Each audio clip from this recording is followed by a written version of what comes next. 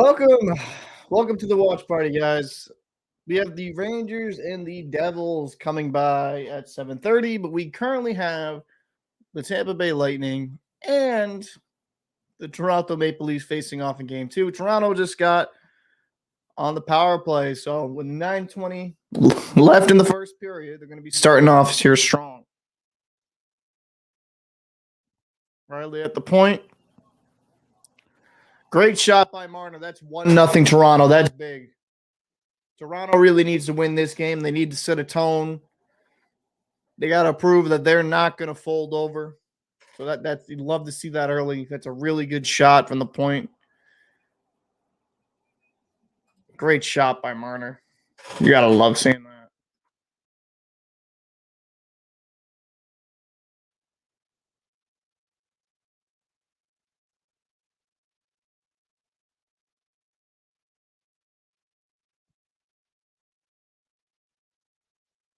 That's a great shot. That's what they exactly need, though. They really do need to have a good.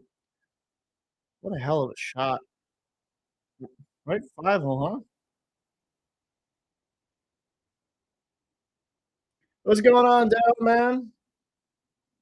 Welcome to the stream, man. 1-0. Yeah, that was a big blast by Marner. That's how the Maple Leafs, they keep that energy all game. It's going to be looking good for them. I'm liking how they're looking. They're after it right now.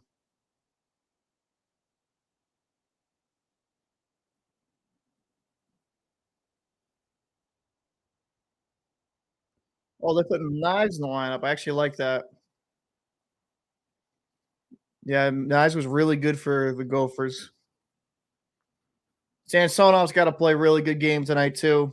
It's going to be important for him to kind of bounce back.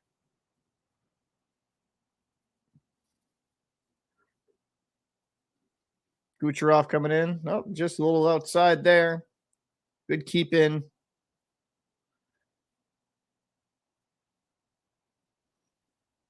Tampa looks like they're responding. That's what you want to see, you know. The finish your nose back.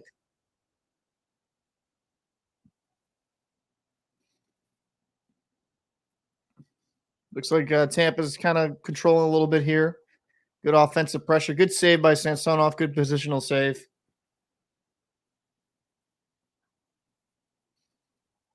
I agree, Dale. Yeah, if they just shoot on the net, get pucks on net, they can score. Absolutely. Absolutely.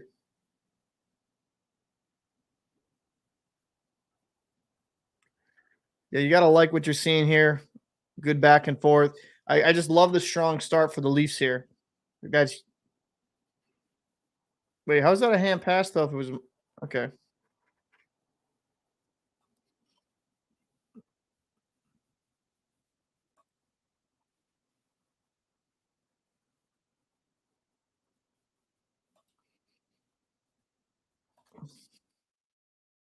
share this in the Discord.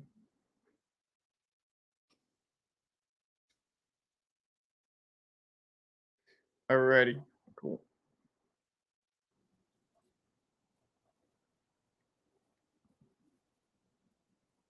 Yeah, that's exactly what the doctor ordered though for Toronto. You really got to like that. Them scoring early, kind of getting some confidence.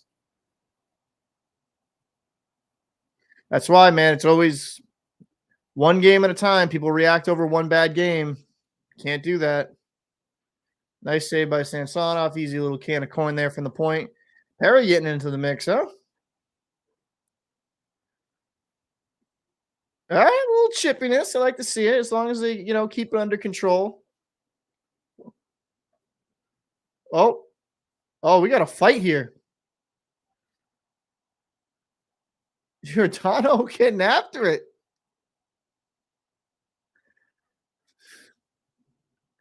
Giordano getting after it. I gotta respect that. The old vet. I like that.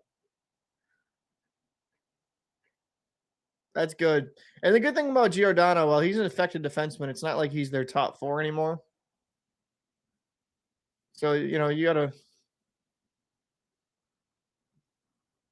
I love the response here.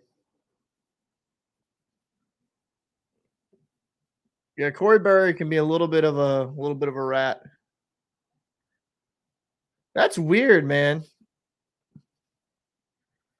Giordano, I think, got like, yeah, technically he got taken down by Bogosian. I think Giordano got more licks in there. That was a good fight. Some elite hockey hair here. Both people here.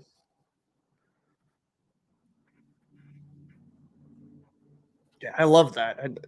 Yeah, I mean that's a strong reaction there for the Leafs, and it's a little bit more pushback. I didn't see enough fight in game one for them really getting after it like that. I like that response by Giordano. He's a vet, man. He's been around. He was a Calgary mainstay on the Calgary defense. Is there one or two for many, many years. So he's no longer prime Giordano, but he's still got a lot of quality. And him being on a more of a bottom pairing guy, you're not losing a top end D man for 5 minutes. That's way offside. I was gonna say. So Daryl, I'm curious. What do you think about Knives being inserted into the lineup? Because I actually do like the Knives getting some look here, getting a little bit of youth and energy. I think he'll be a very quality, like a top six guy down the road once he develops. I liked his game a lot in Minnesota. I really did. I think he was a quality player. Um, and isn't Knives? How tall is Knives actually? Is he like 6'1", 6'2"? Let me look. I like that a mixture of toughness there. Toronto's all over Radish. You got to like that. DJ Brody getting involved in the rush.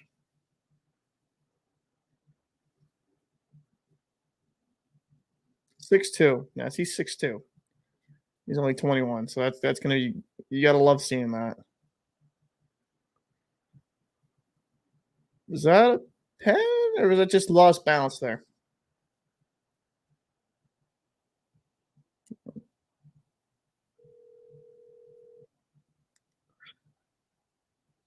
What's going on, man? I'm actually live right now. No, but the Tampa Bay Toronto game's already started.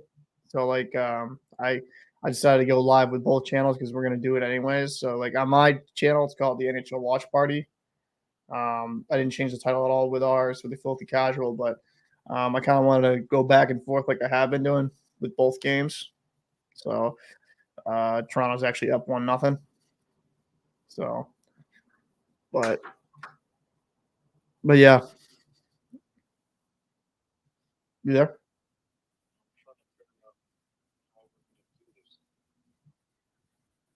Like we've been doing it.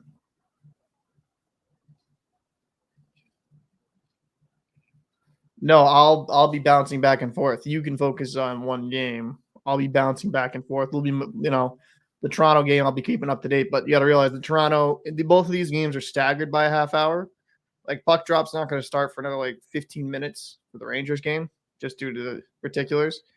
So we'll be able to bounce back and forth. Like you can definitely watch the Rangers game as your main thing, and then we'll just kind of.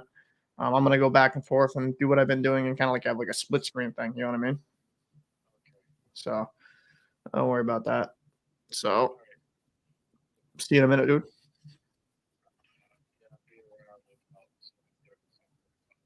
All right, man. No worries, buddy. Peace. Alrighty. Hey, what's going on, Headphone? Appreciate you popping in again, man. Gotta love it. Toronto's really playing pretty strong. They gotta kill this penalty. They gotta kill this power play, though. Sergachev here from the point.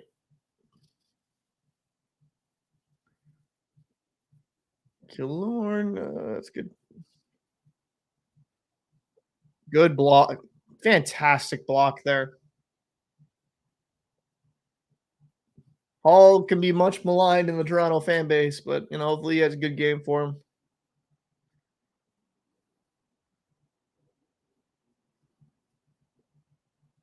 Stamkos dancing here on the side.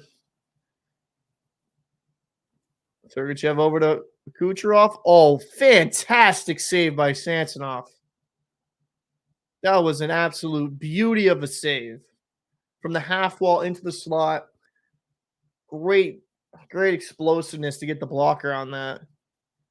They're going to need Samsonov to play big tonight. That was a big save. About 36 seconds left here on the power play for Tampa Bay.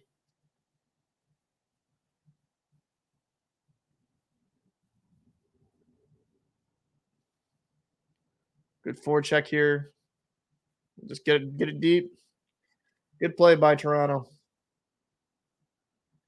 I like what I'm seeing on their penalty kill. They're not giving Tampa Bay too much time and space outside that one little flurry. They're really kind of giving it to them and making Tampa have to make a decision. They're making it hard on them. That's important. That was interesting. Did that go off Brody and then into Samsonov? I like that. Brody that was taking away the pass. I wonder if that actually just went right off of him and over.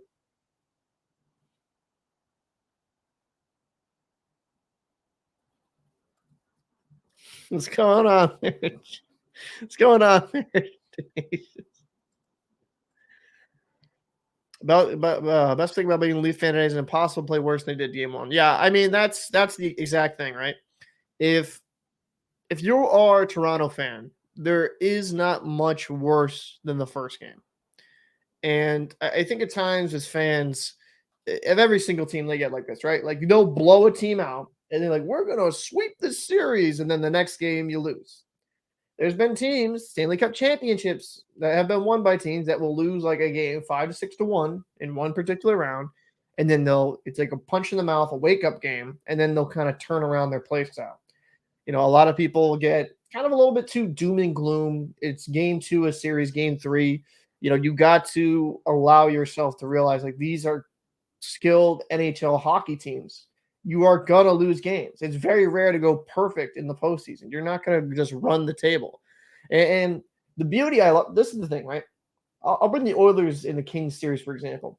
I think on paper the Oilers are a far better team talent wise, but the Kings and the style in which they played allowed them to win a game.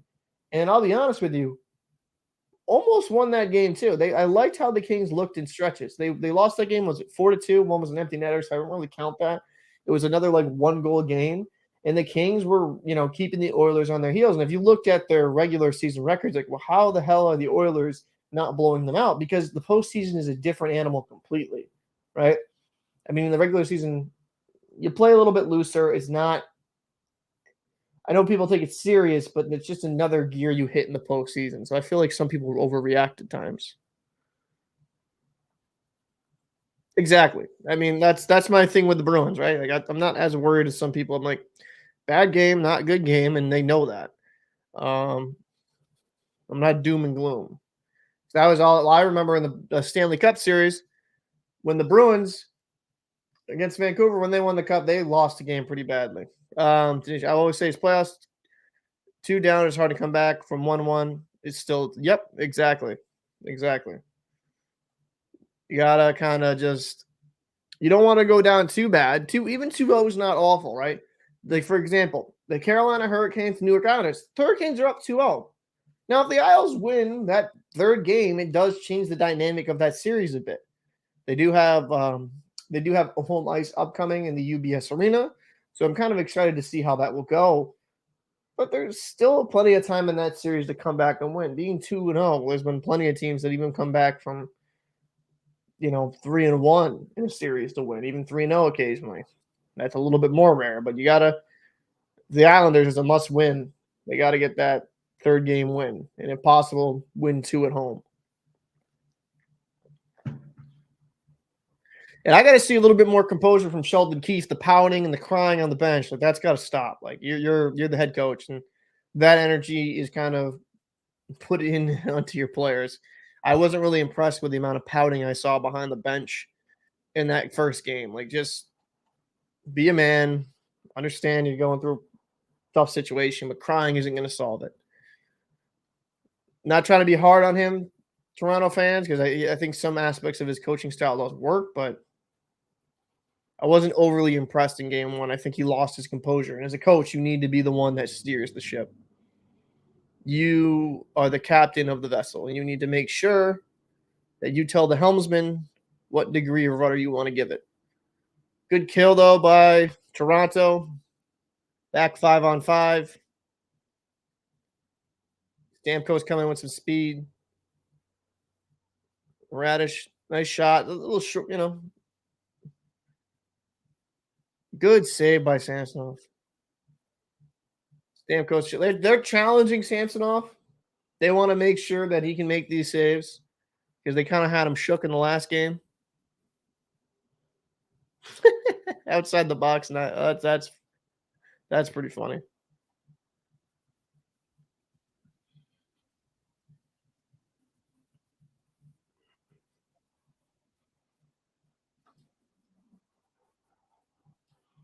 The beauty of hockey, determination, luck can play quite a bit of role. Even match teams at posts until the blur. Yep, I mean absolutely. Um, I just don't. I don't understand. I mean, some people just are too. I can understand some people. They're just more defeatist in mentality. And yeah, I mean, just Keith needs to relax. Like you're the coach, bud. Just you are the guy that has to have a good, calm demeanor. What the F was Evanson think about putting Fleury in? Come on, F 93 wins to surpass. Gusty's number one. Yeah, I didn't agree with that either. I mean, Marc-Andre Fleury is a Hall of Famer. He's won cups. He's a legend in his own right. Let's just say what it is. He's not prime Fleury anymore, and that's not a knock on him. He's had a long, fantastic career, but he's getting older. He doesn't look like the same goalie. Some goalies age really well where they can play into an elite level into their 40s, but Marc-Andre Fleury hasn't played great this season. Gustafsson has definitely been by far, like head and shoulders above Fleury in play. I didn't really understand why after a big win you wouldn't just stick with the kid.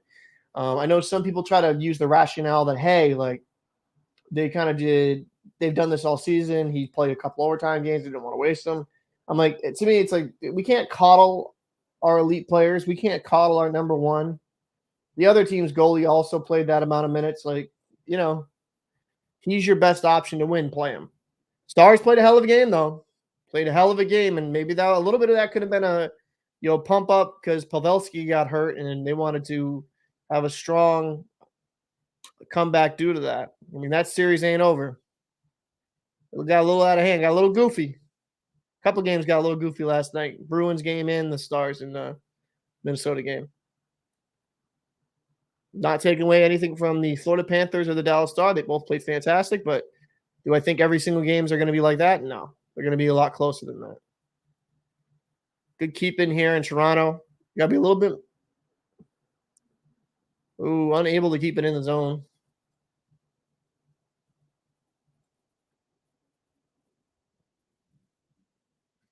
Tampa Bay is out shooting Toronto 7-1. I think a lot of that's due to them being on the power play for a couple times now. But they're 1-for-1, good shooting percentage. But if I'm Toronto, get it to the point, get a low shot, get some rebounds, get Vasilevsky thinking. Yep, exactly. Get a low shot right there. You have him moving. Get some traffic. Oh.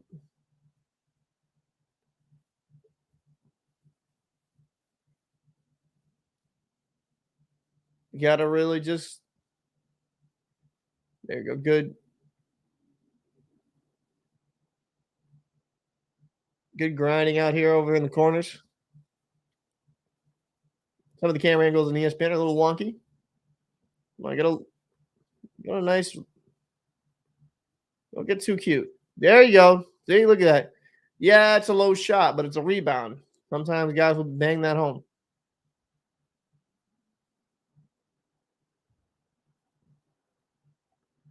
Good touch pass right over there. Tampa's chasing this down. Yeah, Tampa's got to really. Tampa's really giving it to it. Samsonov coming off big here.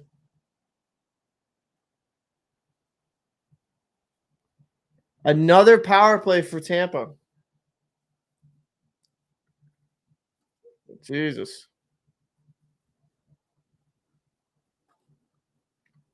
Yeah, I heard that. I mean, I think there's crossing a line there.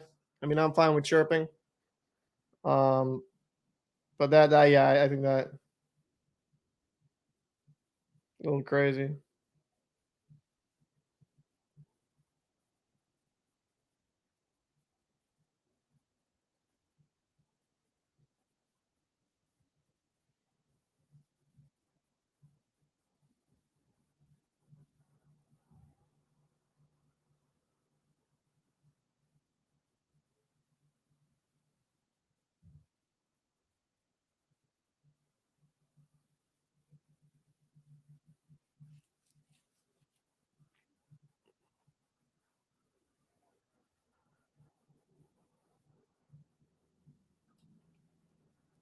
Like I said, Nosek takes up his business with a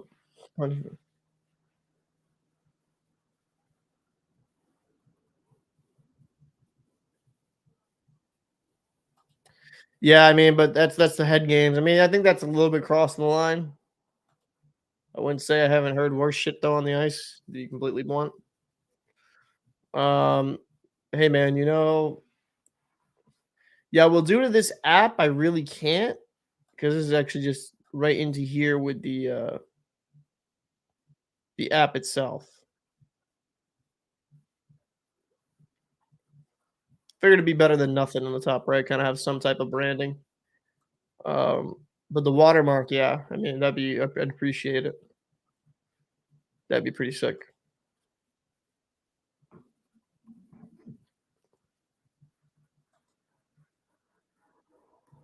That would be pretty sick. We got to see here. Another kill has to happen for Toronto. They're taking a lot of they're taking a lot of penalties. You can't keep giving Tampa Bay these opportunities. Like, oh, it's only the second one. Okay, I thought it was their no. Okay, I think I was thinking of Toronto. Okay, but you can't keep giving Tampa. Like Tampa's got some really high end skill, and that power play is dangerous. You don't want to be giving these boys all the time in the world here. Just not a smart play.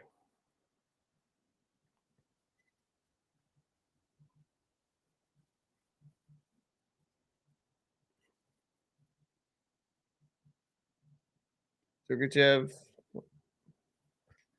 Kucherov. That's actually I like that play by Kucherov there. Throw it in the middle. Stamkos to throw it back here to point. Point. Kucherov's right there. That's a wide open timer right there. Good. Is that a good block or good save? I like how they have the open one timer on both sides. Ooh, I don't know what Kucherov is doing there. Yep. Stamkos, Watt. Great. That's a vet play. Great play by Marner there defensively. Oh, that was close. That was such a beautiful play. Going from low, high to low, like a triangle formation. That was a beautiful play by Tampa Bay. Just missed the net. I like what I'm seeing here. Toronto's doing their best trying to keep the talent. Good poke by Achari right there. Tampa Bay's got to just, in my opinion, get a little bit more shots on net if they want to be successful here. I don't know. I get the dump and chase if you're getting some guys speed on the off wing. There was nobody really ready there for that play. Bogosian coming up. Random drop pass to Paul. Yep, carry it with some strength there. Oh, it's a radish. Sorry, my fault.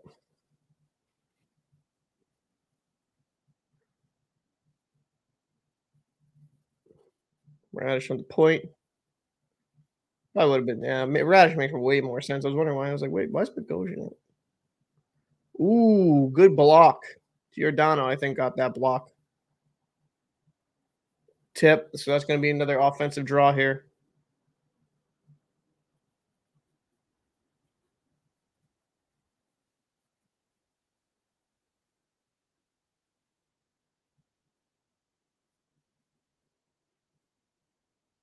I mean, there's so much material on the Kachuk just because how his dad's perceived.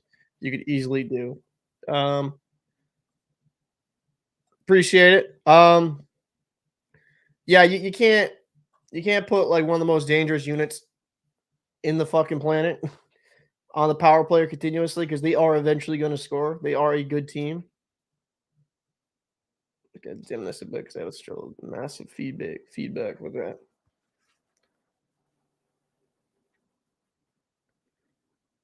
That's a good win right there. Killing off the puck. Great kill by Toronto. This was huge. That was a huge kill by Toronto.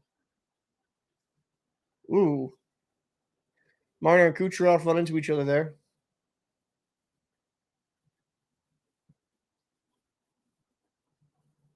Good move by Kucherov. I just, for me, I understand dancing, but there's 3 guys there. I would just take the shot. Like, you're not going to be able to dance through a million fucking guys, in my opinion. So let me get the Ranger game up.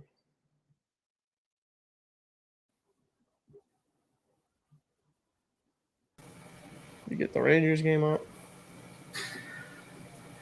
The first round of the NHL playoffs is presented by Verizon, the network you deserve, the savings that lasts. Good on. Did you see that that article I sent you?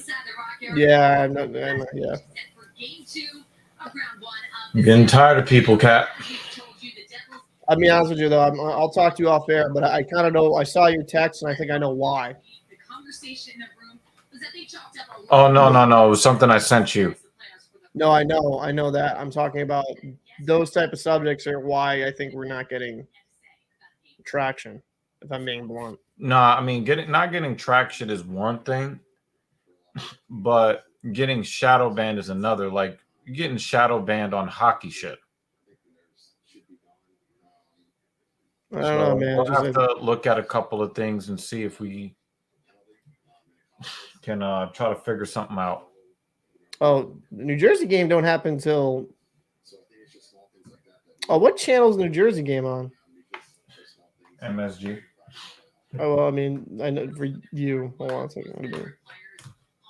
It's on TBS. It is. That's why.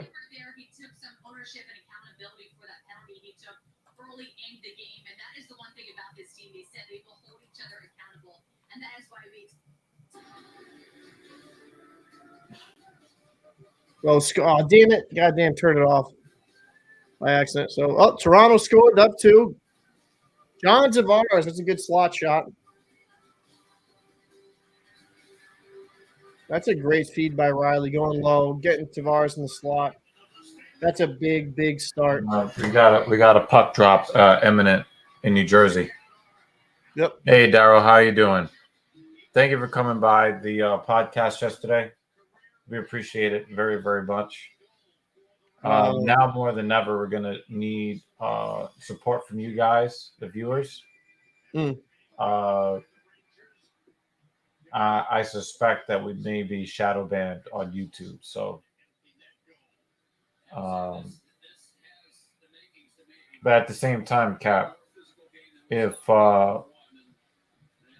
some of these content creators that support racism and they love kicking girls off their podcasts for clicks and fun, if they can continue to grow on YouTube, we should be allowed to as well.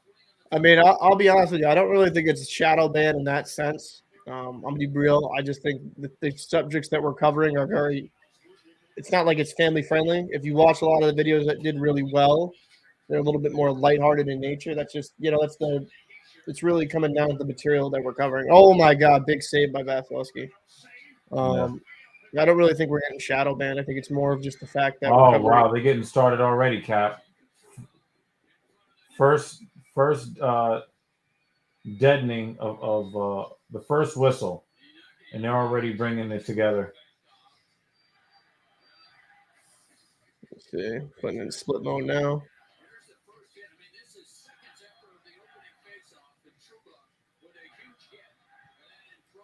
We got a competing "Let's Go Rangers" and "Let's Go Devils" chant in New Jersey right now. I'm watching side by side. You said what? I'm watching the game side by side.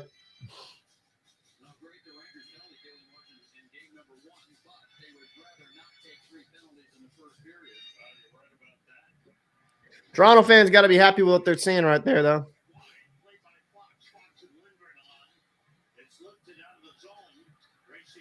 That was a big hit by Trouba, though, in the back.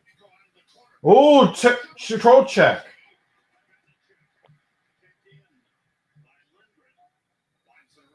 Tenacious D, thank you. Thank you very much for your support. I wanted to make sure I acknowledge your comment as well. I mean, I would love to. We couldn't not cover that, Cap. I know, but I'm just saying that I'm just being blunt, though. You know, like what videos did well? It was the ones that we were covering a little bit more pop culture-y. That's just the fact. Yeah, People don't care about real news. I'm just worried that all the content is shadow banned, like the channel. No, I don't think that's the case, though.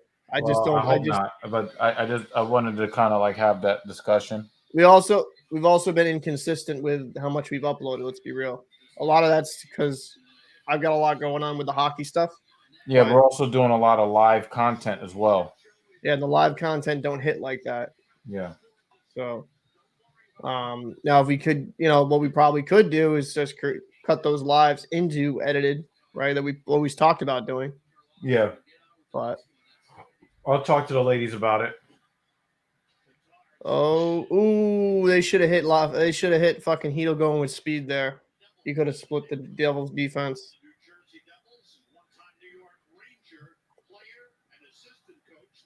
Seeing a lot of good, interesting comments in all my videos. Though I'll say this about the hockey stuff: a lot of fans overreacting, a lot of fans underreact. It's interesting times, you know. Yeah, we're one or game twos into these series, 1 or 2 games, and we got to just take a time, game at a time, folks. Some Rangers fans think they've won the cup. Some Devils fans think they've lost the cup. Just gotta, take it a day at a time.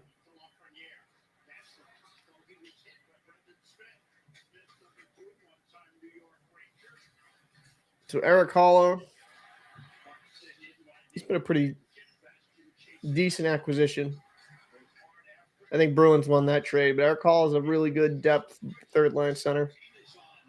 Nice block. What are you into the game, just curiously? It looks like the Jersey crowd is really trying to infuse the Devils players with some energy.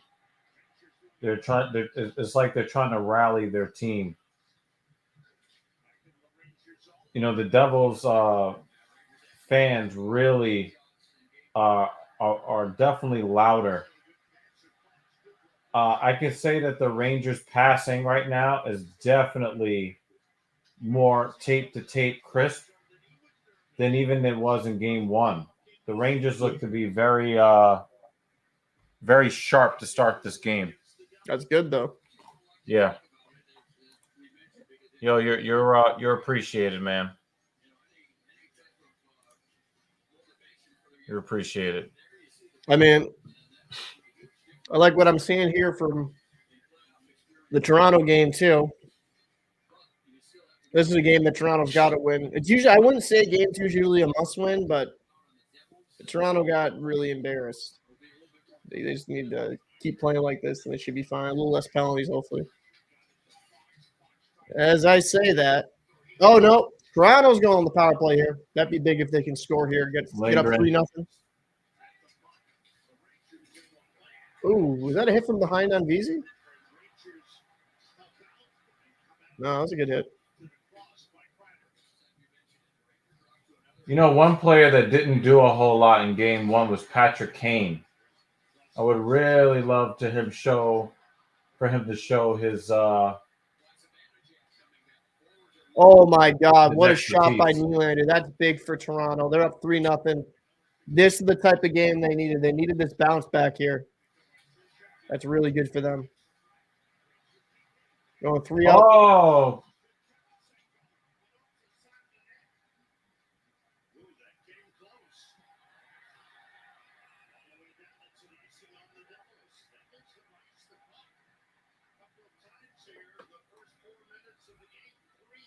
Rangers looking kind of sharp.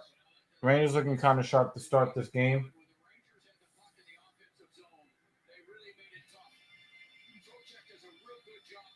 Now the Devils are playing very hard. Devils are playing really, really hard. Yeah, they're gonna need to. They need to bring forth that energy and toughness. But it looks like the Rangers were ready for them. Oh, you'd hope I so. haven't really seen the Rangers play this sharp most of the season. Like the Rangers have played well, but you could tell like some teams are sharper at some points in the season than others. Yeah. That pass was a little bit behind. I think it was Yeah, I'm a little bit Trocheck. behind the game. Yeah, On the screen. pass was behind Trocheck there.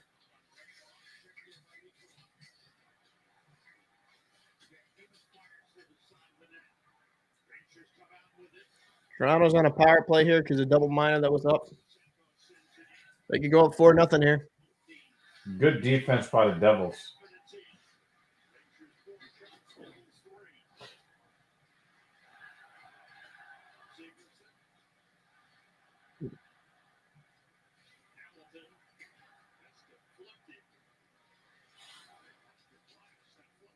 Yeah, I really like the movement I'm seeing here from Toronto.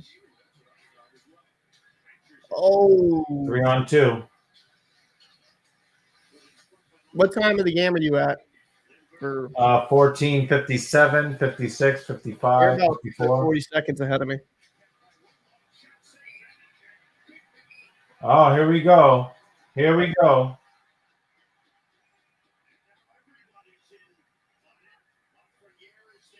There's too much going on Let me get the app after the on my whistle. phone. That might actually help here.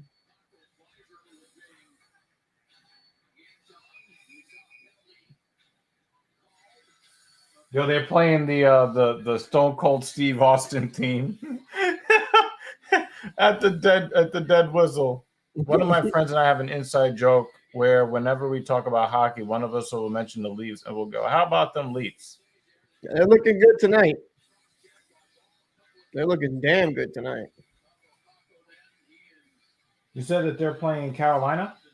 No, the Leafs are playing Tampa Bay. Usually usually Toronto is playing against the Maple Leafs. Usually. Yeah, Toronto's playing against Tampa Bay. So, it's the funny. Lightning are not as good this year as they were last year. I got a kick out of like somebody in my comments like, "That's not how you say Toronto," and like a part of me is like, dude, where I come from, that's exactly how you pronounce Toronto." I feel like I'm gonna put more of an accent on it now, just to be a dick. Toronto, the Maple Leafs.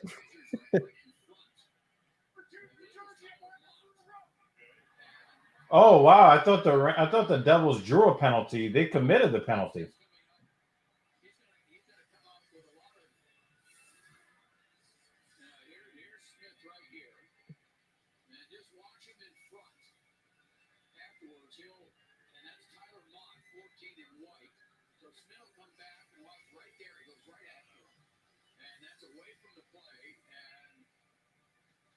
So Smith took a roughing penalty because he's a fucking dumbass. Rangers on the power play.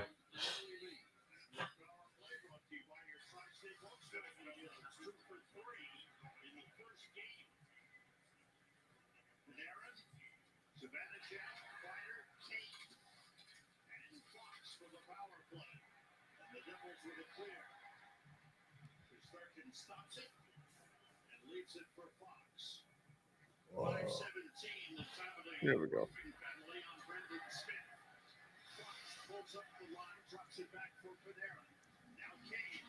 Kane making moves. Big rebound.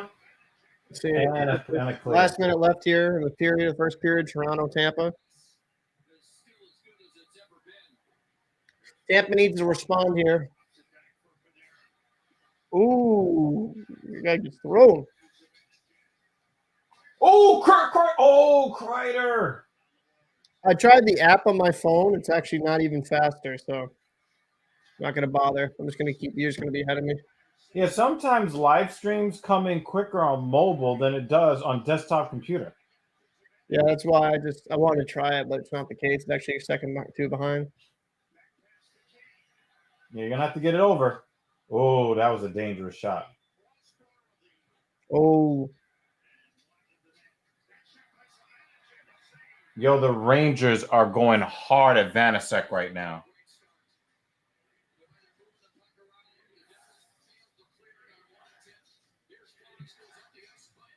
that's a great first period for Toronto. Fantastic first period. They needed that.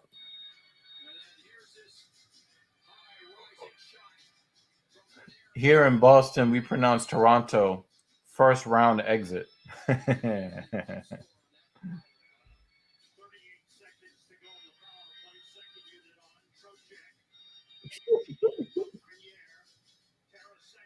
Good save. Devils PK, very strong, but the Rangers have put a lot of pressure on them.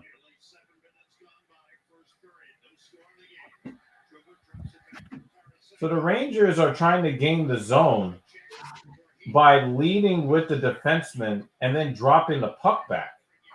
Mm. I don't think I've really. Again, I'm not as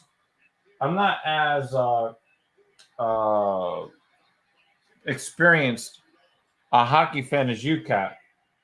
But the way that the Rangers were attempting to gain the zone, I never really saw before. Devils killed off the penalty. That's big, though. Absolutely, Daryl. I definitely agree. That is a really good first period for the Leafs. That is exactly the response you needed. That's why you can't overreact one bad game. One bad game does not make a series. Which I can understand why Toronto fans are kind of a little Yeah, because they've seen the same old shit. yeah, but gotta keep the faith.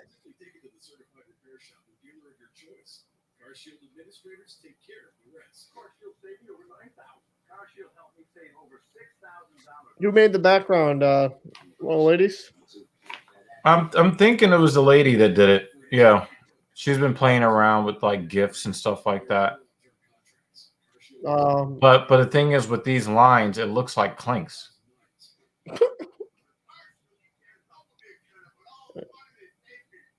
Let me go. I'm gonna ask. I have a suspicion, Cap, that it was clinks. Clanks, huh? Surprised he even does anything. All right, so we got a good first period. Maple Leafs need to keep that on. They need to really have a good, strong showing. Them winning game two, I usually wouldn't say is an important thing for a hockey team to win game two in a series. If they go 2-0, it isn't the end of the world. But I just think for the confidence alone in that locker room and the fan base, they need this win. They need this win. Tampa Bay, though, for them, they got you know. You got to stay out of the box. You got to be a little bit smarter. And I would say shoot the puck more. They're trying to dance through at times, dance through too many guys. Like if Tampa just takes high quality shots, eventually it's going to go in, especially if you have a net front presence. This Taco Bell commercial is freaking terrible. I've seen it way too many times. So many bad commercials now, man. Yeah, it was the lady. I figured. Jackie Redmond. You said what? Jackie Redmond's on the TBS broadcast.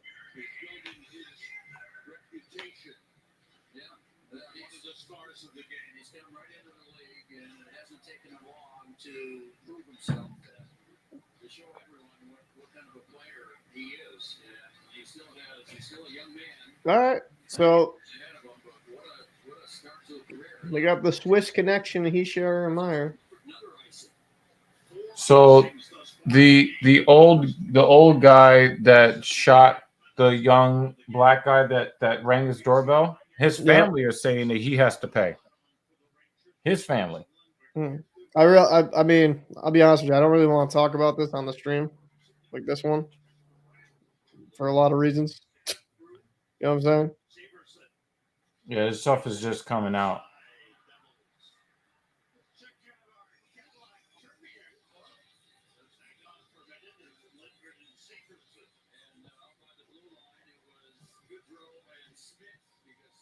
Rangers out shooting them 7-2.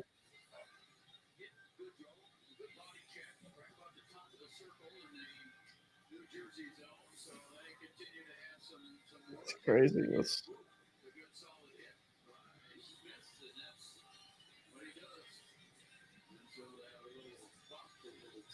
Oh,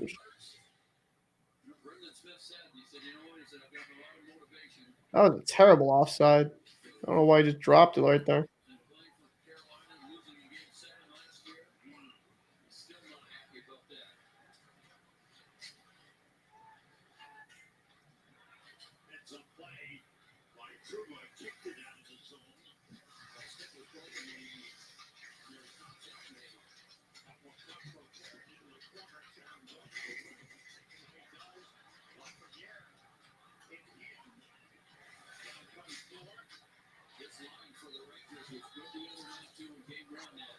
Kind of surprised. I mean, I'm surprised with New Jersey not having a little bit more pep in their step here.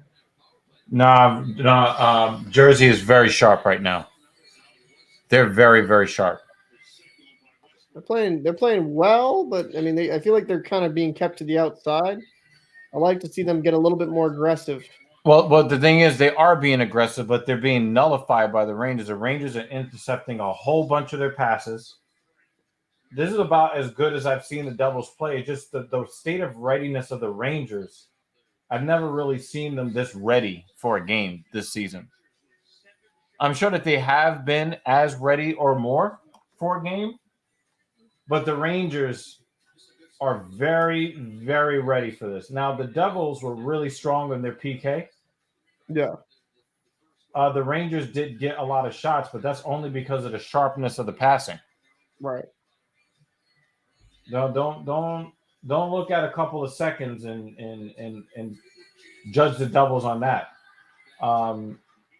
I think that this Devils team would probably be up a goal or two on the Rangers normally under normal circumstances, but the Rangers are just ready to play.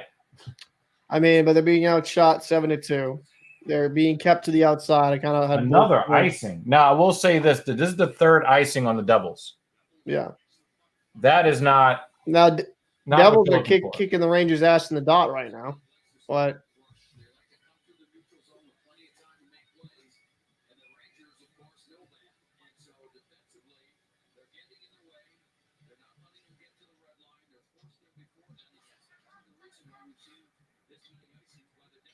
That's going to be interesting here.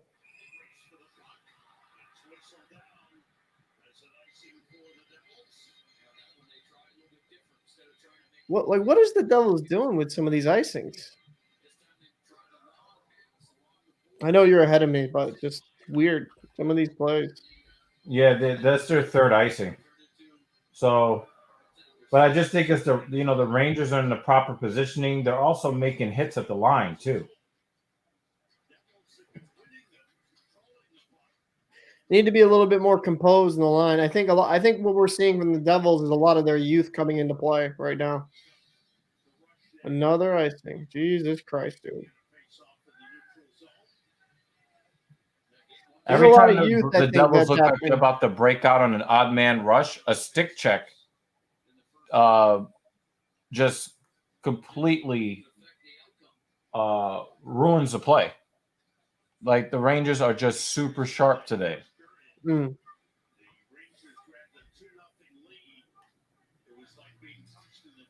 Oh, what a big hit.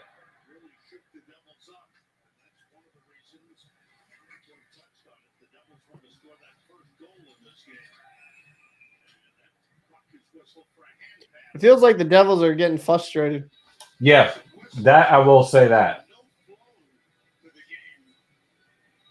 But the thing is, the Devils have been very physically aggressive, especially after the play. Mm-hmm. Since the first whistle of the game, barely a minute into the game.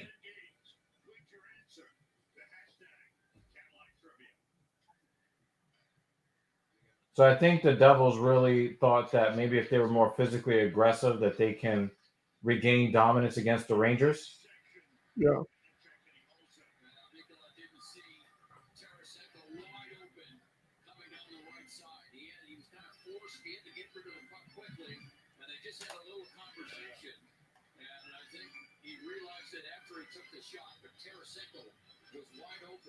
They're really, Rangers are really good in the neutral zone, man. They're really kind of taking it to them. Yeah, I'm very impressed with the way the Rangers have played in this first period.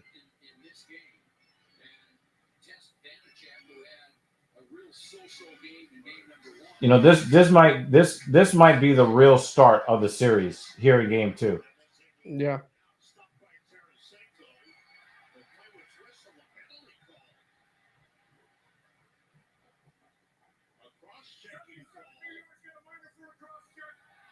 Wow, they called that on Mikola? But you guys going on the penalty kill? I'm behind you, so.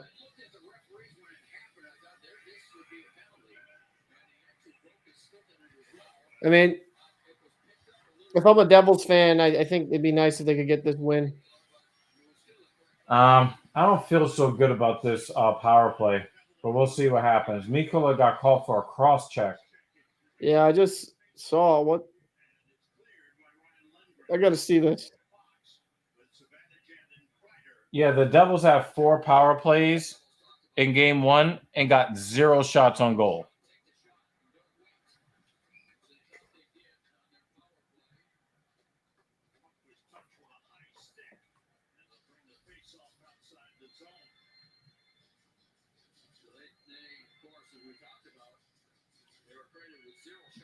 I don't think that was a penalty. You said what? I don't think that's a penalty though. I really That think that hit. I didn't see the penalty. I didn't see where there was a penalty. I guess they are trying to get rid of that. They're trying to get that out of the game with players hitting with their stick like that. I mean, by textbook definition, that is a cross check. I'm just used to that being a straight up hit. So I mean, it wasn't like Mikola like blindsided him and hit him, cross checked him. I'm just used to cross checking being in front of that where you're just just hitting somebody from behind the play, hitting somebody from behind with a cross check, or I don't know. I thought he just had his hands up with the hit. That's what I thought.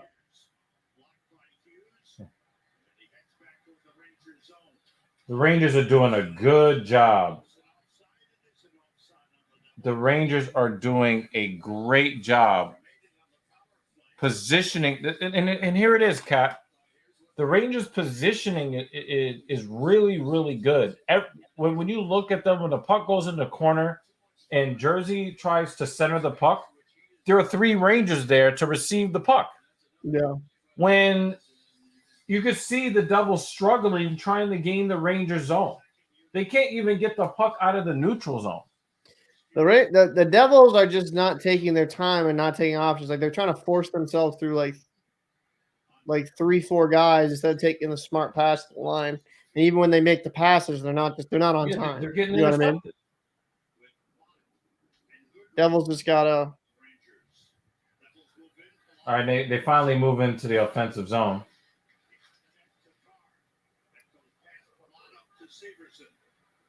They gotta take advantage of these power plays, man.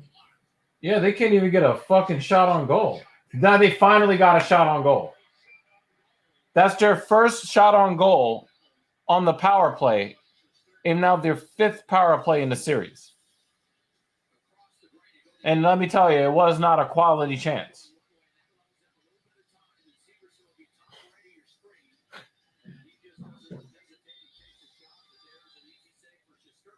They're playing CM Punk's theme.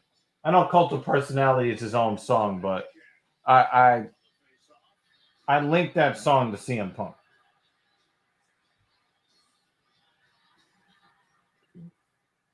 Oh, wow. I mean, that was a good shot. Palat could have taken that shot there.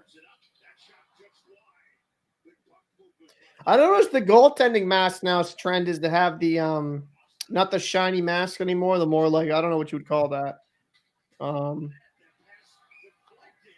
the hell would you call that? Good job, Shesterkin there, because that could have been very dangerous.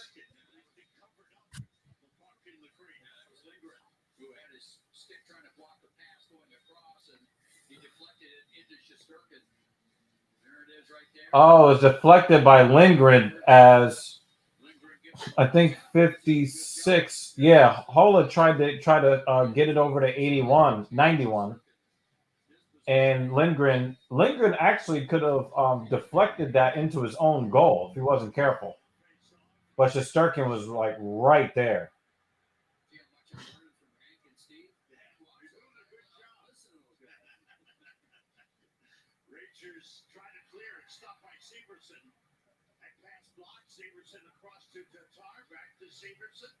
What a great save by Shester. Devils are moving the puck too easily right now. I knew they were going to score. I knew they were going to score. I said they're moving the puck way too easily right now. What, Devils just scored? Yeah. I sensed it, dude. Again, I'm not the hockey fan that you are. I haven't played at the levels that you have or anything like that. But I can sense when a goal is about to be scored. I can Generally, if you get feel good it. puck possession, it's bound to happen, especially you start passing around, getting the goalie moving. Good keep there.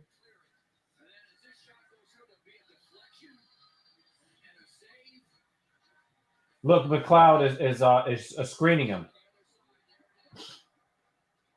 See, this is why shooting low shots, though, getting rebounds is playoff hockey. That's how you're going to score in the playoffs. It's not always going to be the pretty shit. That was a good shot from the right top of the circle. That's a great shot. Oh my God, man! Like, that was a good keep in by Severson. Even when you're trying to believe, man. That was a great keep by Severson. Palat shoots that on net. Holla finds the garbage there. That's a good goal. New Jersey needs that. Like, New Jersey needs to get something to build off here. New Jersey needs to give up the next 4 goals. That's what they need to do. Fuck out of here with that. You got Captain Paul with the politically correct hockey takes. Nah, fuck the Devils. How about that? It's called. I don't really have much of a horse in this race. Yeah, I know. But I just like watching a good game. I think the Rangers got to get the Rangers can't let the Devils build confidence because it seems like last game and even the beginning of this game they were very apprehensive, right? So the Rangers, if they can do a quick counter punch here and take the wind out of their sails, that would be big. That would be massively big. Yeah, the Rangers definitely do need to score a goal here. They need to tie this game. You don't want this young team building confidence. Big hit. Is that Schneider?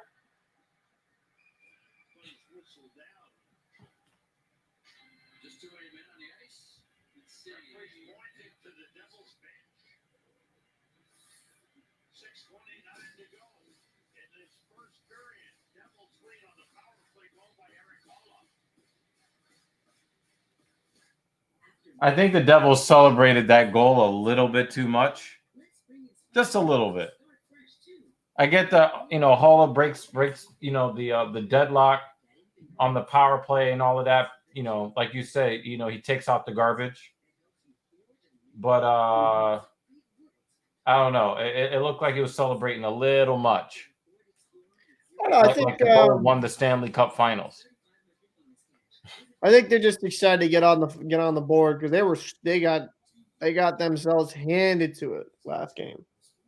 Let's not forget that. They were struggling.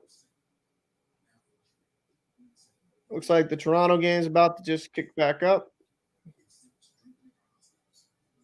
Give me a second. I'll be back in a minute.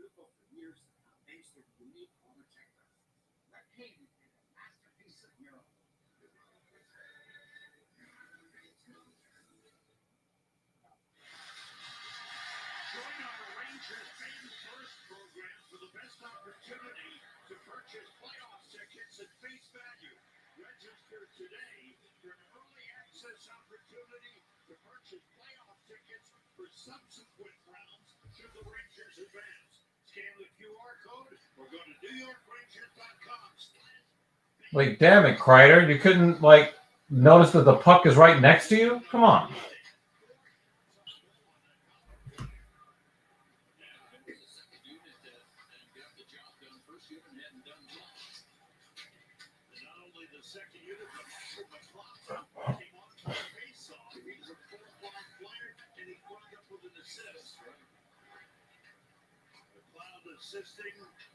Assisting on Haller's 13th career playoff goal. Rangers will win. Oh, that was dangerous. Rangers almost scored there.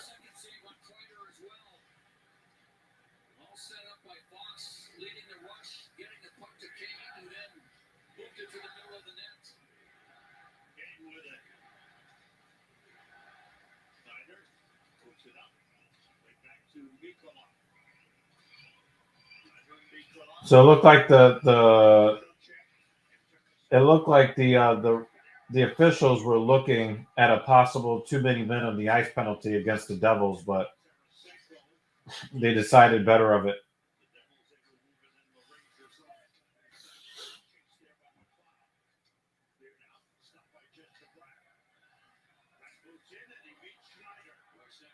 Snyder has two big important hits in the last 3 minutes or so.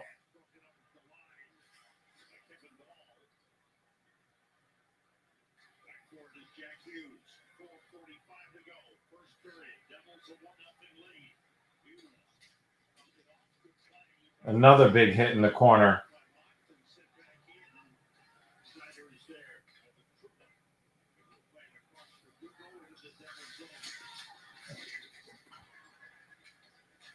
Rangers are really physical right now.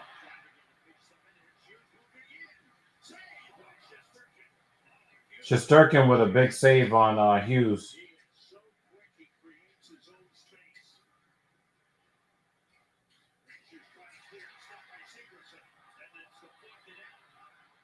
Oh wow, they had odd man. And they just that's a lost opportunity for the Rangers there.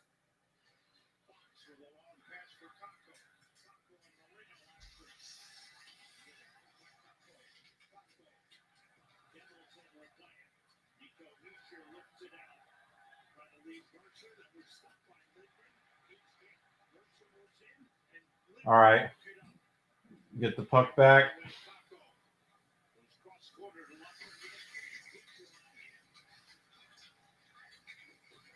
I'm back. Oh, wrap around the tip. Let me click on the Tampa game. Yo, Vanacek tried to prevent that goal from scoring like his children's lives depended on it. The Rangers are really looking to put a body on a body at every opportunity. Yep. Tampa, Toronto back in the second period here.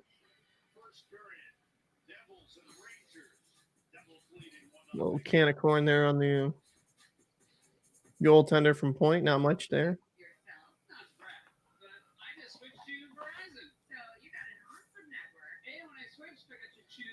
That was an awkward looking save by Vanacek. Yo, the dude looked like his life, his children's, his future grandchildren's lives depended on that one. That was a weird one. Yep.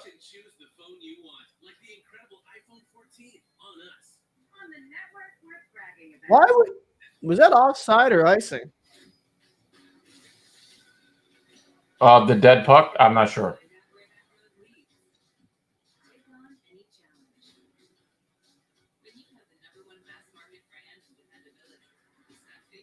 The Prudential Center is right near Bayonne, right?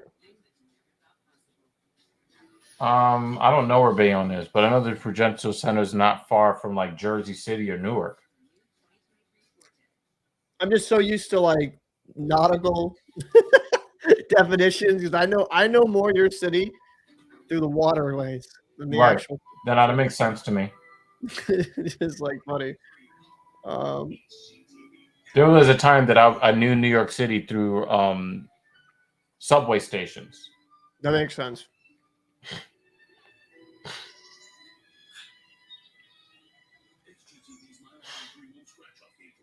I will say some New York sub shops are really, really good though.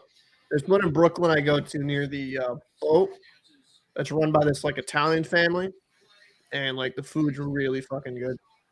I gotta say. Even though, do you guys have a big problem getting like fresh produce in I'm New not York? sure because the ladies handle the food shopping. Yeah, because like when I go to the one, like the food, have you ever heard of the Food Bazaar? Food Bazaar? You're talking about the supermarket? Yeah. Yeah. I know of it. Like I go to the one there in Red Hook, and it's not great quality.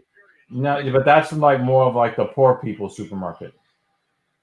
Oh, is it? Yeah, Okay. No, I know. you'll Yeah, find food bazaars in poor neighborhoods. I didn't know that. They have I some mean, good you stuff do in go right there. through like some rough spots there.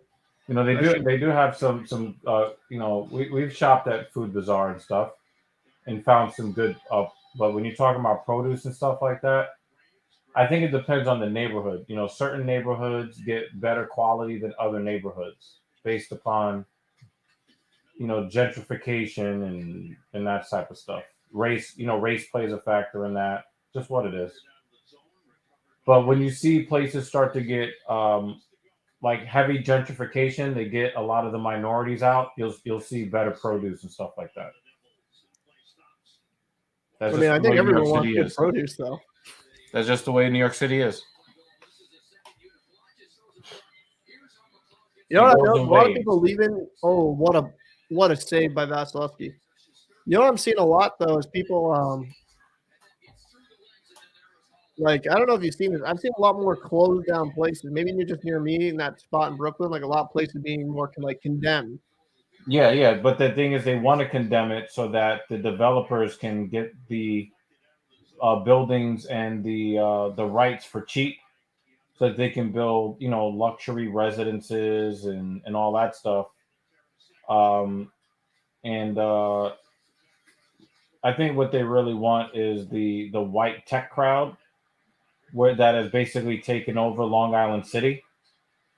Nice stick check number 7 on the Devils. I don't know who that is, but I mean, he stopped an open run on his goaltender by Trocheck. I wouldn't go. I don't know. I just it's some of the cities just falling apart. But Yeah, New York City is not in the best shape it's ever been in, socially or when it comes to the infrastructure. yeah. But you got a minute. How much you got left in the Rangers for you? There's 53 seconds left. Yeah, so you're about 40 seconds ahead. Oh, Tampa Bay almost had a really good shot there. We've got some.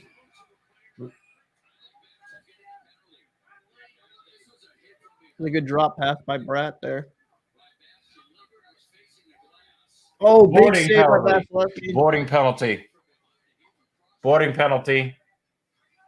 That's not Isn't good. it on Bastion? Ryan Lindgren was boarded. Yeah, it was Bastion.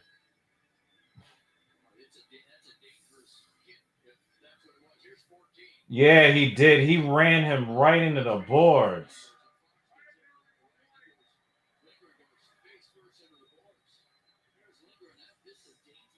Yeah, that's a bad hit. That's a bad hit, man. That's bad. He hit it right in the numbers.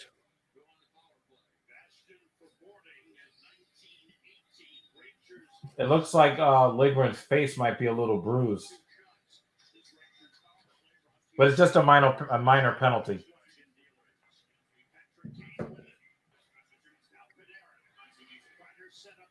Toronto's really taking it here to Tampa Bay in their own end. Vanacek with the save.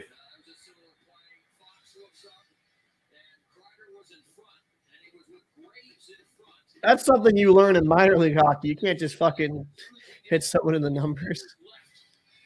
I mean, you're supposed to hit them in the numbers, but the numbers on the front of the jersey, not the back of the jersey. You hit shoulder to shoulder in the chest, that's fine, but you can't hit him with the nameplate and the numbers. That's Yeah, he crazy. just ran the guy face first into the boards. Savannah jab with a rocket that just went wide. Tampa looks gassed in this game. Oh, big.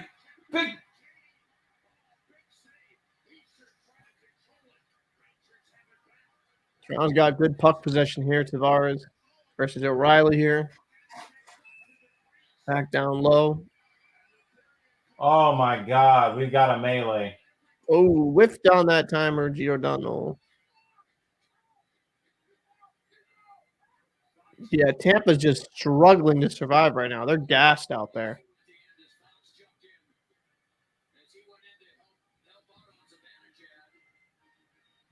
Broken stick, take advantage of that. The Rangers Great lost save their by power Vanacek. play on this.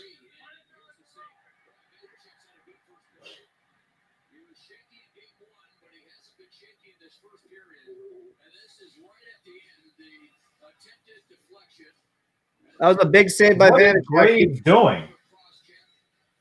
The Graves in tried charge to just there. corral the puck.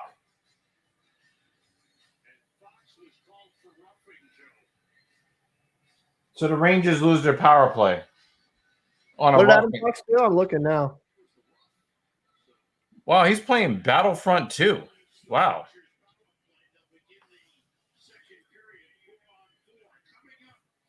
That's worries. No worries. Rangers lost their power play, man. But what did Adam Fox do? I'm trying to see here. Oh, they called Fox a roughing.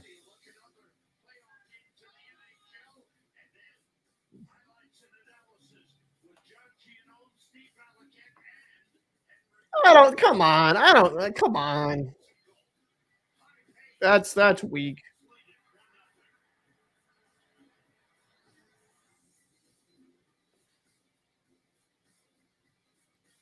I don't like that call. That was weak. That was a weak call. On Fox? Yeah. Come on. Yeah, Come on. I don't like Freaking it. playoff hockey. Let the boys play. But I'm also the type of person, Cap, that if it's a penalty in the regular season, it should also be a penalty in the playoffs. A penalty is a penalty. But I just didn't think that it was worthy of a penalty when you see 4 Devils and 4 Rangers come together, and then you call the Ranger for roughing. Yeah. Oh, you at least do matching because they were all kind of getting into the mix. Yeah, that's what I mean. You know, like I would have sent 2 guys off and kept the power play. Would have been 4-on-3. Yeah, 4-on-3 stuff like that. I mean, Tampa scored 1. My stream because I kept going back and forth. I guess I paused it by accident on the space bar. Didn't see the goal. Let me go look who actually scored that. I think that hit the space bar by accident. Ian Cole. Okay. And Stamkos some points. Tampa was looking gassed here for a bit, man. They were looking really, really gassed. They were kind of just out of it, out of sorts. They got to make sure that they do a little bit quicker line changes. They got stuck out there for a bit because of the offensive pressure of Toronto. If Tampa can score another goal before the end of this period, that would be huge. Tavares with a cutback. Nice little bitsy dangle.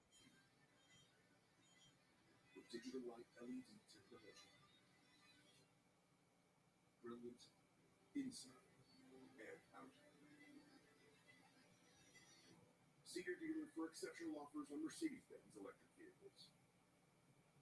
All right, flurry up. So excited to just want to get out there. He's going to bring it. It's going to be a lot of fun. I think it'll be outstanding. Complete team effort by the Rangers. We haven't seen something like this in a long time. Good keep here by Colton. Good forecheck here. Oh, Maroon almost had the backhand there. On the first in the mission report, the only goal to be open in 20 minutes. Rangers trail the Devils 1-0. Intensity personified in Game 2 in New Jersey. Good little shot. Ooh, dangerous rebound. Doesn't always have to be a perfect. What's going on, Jeremy Lewis, man? Thank you for popping in, bud. Appreciate it, man. You guys expected that. How do you think you weathered it in the first period? I thought we did a good job. But obviously, they came out with a lot of energy. Yeah, I would probably agree with that description. Intense hit show. Played our game. We were getting putts in on them. I thought we were physical. We got shots. We got our chances. We just need to capitalize. Oh, that was a nice bury by Cole. Physicality early on. Calling up the garbage. How do you feed off of that? And did you notice an increase in intensity? We got some. Yeah, definitely. Obviously, game one is game one. It gets exciting, but you can tell there was Move this back over here. The start, and especially for them, they were coming hot and heavy. So, who has impressed you thus far, everyone? What games impressed you thus far from each team? What player is really kind of stood out to you? I'm going to say I'm very impressed by the Rangers and the Devils here after one period. The Devils had to respond. They absolutely have. They finally got some shots on net on the power play. Their first power play in the series where they got a shot on goal. They got 4 until they scored with 2 seconds left in that power play. I thought, and I was trying to tell you, the Devils have been much, much, much better in this game. The Rangers had some really, really good scoring opportunities. And so I'm happy to see what both of these teams have done, at least here after one period in game 2. So I would say a standout player for me would have to be Vanacek of the Devils. He's looked really solid. He made some big saves. That big save on Kane sticks out to me. Yeah. And he looked really composed. So like what I'm seeing from him. Shesterkin has been just as good. What's that? Shesterkin has been just as good. Yeah, but I expect that from Shesterkin. Exactly. So, we got Jeremy Vanacek, Lewis no in here. slight on him. He's not at that level. So if Vanacek can kind of really be that playoff goalie for the Devils, that would be huge because that's my only really place of worry for them besides their youth is their goaltending. But he's been playing really well, really, really well. Yo, shout out to Jeremy Lewis. Thank you for at least sneaking a peek over here. We do appreciate you around these parts, Jeremy. I think Jeremy at one point sponsored a stream. So I always gotta love it. And yeah, I think John Cooper's just naturally got that look of an evil villain. I'd agree. Mastermind.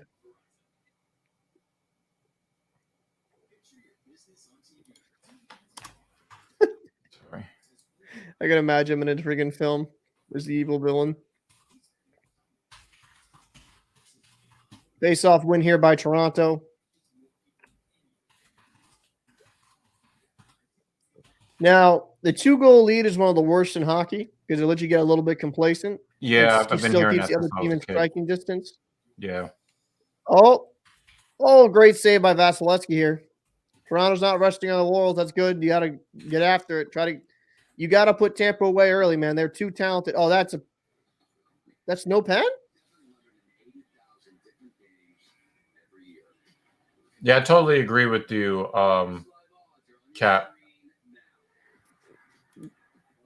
Two goal leads, one of the worst in hockey. It really is. That was something my coaches said at a very young age, every single level. Yeah. Because it just keeps the other team enough in scoring distance, and you feel a little bit too complacent. Yep. And you give up one goal, you're already on your heels, especially if it's near the end of the game. They get the extra skater. You're already on your heels because you've kind of taken your foot off the gas a little bit. Mm-hmm. And then they get a little bit of extra confidence, so they're skating a little harder. Absolutely.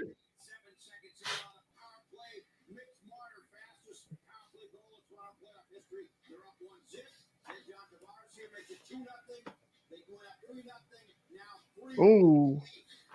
Puck is bouncing around here.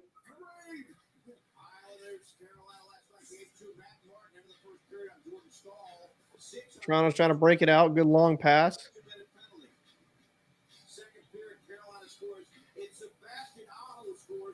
Guys, see a little bit more from Toronto here in composure. You don't always have to go for long home runs. Get a good cycle. Oh, wow. That's the goal you were talking about. Aho with the own goal. Yeah, did you know? Oh, you watched the video? No, I just watched a replay of that. Yeah. I covered that last night. Oh, I covered that last night on the channel, or today on the channel, I should say. I mean, Daryl, I know you're a Toronto Maple Leaf fan. You got to look pretty, feel a little bit better than last night, or the other night, I should say, about the Maple Leafs. They look like they're playing a lot better. They're all over Tampa Bay. They're kind of making life difficult for them. And Toronto has all that talent in the world. They should be a very difficult team to play against. They can play with anyone in the league when they have their mindset to it. So you gotta like what you gotta like what you see here if you're a Maple Leaf fan. As for Tampa Bay, they're not getting massively overplayed, but you'd like to see a little bit more. How would I put this? did Hintz A score little bit a more puck possession. fucking hat trick on 5-on-5 power play and shorthanded? Yep. Golly. Rope Hintz is a great player. I didn't agree with Minnesota starting Marc-Andre Fleury in net. Thought that was a mistake. They should have just went back with Gustafsson. Thought that was really, really dumb. I understand Fleury's won a couple cups and he's got the experience, but Gustafsson is what's brought you here. Yeah, but he Gustafsson faced had a 51 930 shots. save percentage on the season. But I mean, the dude faced 51 shots though. I don't care.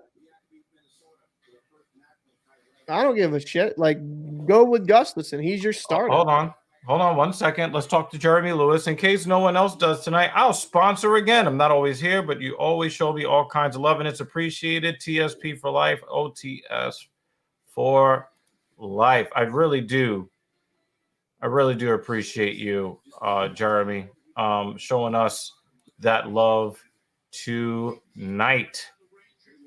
As you guys know, we work really hard to bring a lot of content throughout the week. And that's really cool of you, man. We really do. Appreciate it, man. We really do fucking appreciate you around these parts, man. You are a valued member of the TSP community. Ooh, great save by Vasilevsky. So thank you so much for dropping that super chat on us. For those that don't know, the person that has the largest and or the most accumulative money donated to the platform is stream sponsor. And tonight, at least so far, that will be Jeremy Lewis. And and it's mad cool because he drops. He's like, listen, I'm not going to sit here and watch hockey with you guys all night, but he's just showing some love, and I appreciate that, Jeremy, man. we can't ask for more from you. Absolutely. So thank you so much, Jeremy. You already know what it is when you come to the Northeast. We take care of you. Hell yeah, man. Thank you so much, Jeremy. We greatly appreciate that. And heck, if you want to watch a little hockey, keep staying by. You know what I'm saying? Yeah, hell yeah. Free. I don't think there's any wrestling on tonight. It's Thursday night. I don't believe so, no. I don't watch it, so you know more than I would. AEW is on Wednesday nights. WWE is on Monday and Fridays. Oh, big sale. Oh, Tavares buries that on the rebound. That was a great initial stop by Vasilevsky. That was a fantastic initial 3-1? stop. 4-1 Toronto. 4-1. Wow. Toronto needs this, though. This is the response they needed. They needed a game like this. But, I mean, aren't you still expecting that Tampa Bay is going to get their shit together, take the series, though? No, I predicted Toronto to win in 7. What was the deciding factor? I think Toronto, when they play well, has the better roster right now. Now, I still think Tampa Bay is really good. Tampa Bay has more success in the playoffs, right? Yeah, and even you said that playoff experience. Yeah, it plays a factor, but at some point with Toronto, right, it's got to sink or swim. And that's why I'm like, all right, listen, because every year I always pick them to lose in the first round. I'm going to give them a little bit of faith this year, see maybe a little bit more maturity. They've been ousted so many times in a row. Can they finally get their shit together? I think this year should be the year for them to at least get past the first round. And the Eastern Conference is deep, man. So Is it possible that the Toronto Maple Leafs might make it to the second round because you picked them to? I mean, dude, you're affecting the course of NHL history. I mean, listen, my picks have not been so hot lately. So I mean, if anything, I'd be jinxing them. But because I picked the Islanders to win in 6, and they've not really had any puck luck. But it's I we mean, got a hell. was one of the worst teams in the playoffs to make it to the second round. So I don't think they're a terrible team. They have pieces. They're just not well rounded. Ryan Montgomery asked, "What will be the final of the Bruins game tomorrow?" I think the Bruins are going to come back, and I think they're going to be very energized in lost the yesterday, game. didn't they? Yeah, they lost. They lost like 6-3 yesterday. So they didn't play good. Some of it might be the flu that's been going through the team, but they did not look good at all. I think the Bruins are going to win. I'll say like 4-2 tomorrow. I think the Bruins will win 4-2. I mean, this team has been so dominant all season. I'm not going to overreact like some Bruins fans. I think they just had a really bad game. And I also think they've been coasting for the past couple months, so they were due for a wake-up call. Sometimes you need a wake-up call. Would you rather a wake-up call happen in game 2 after you won game 1? Correct.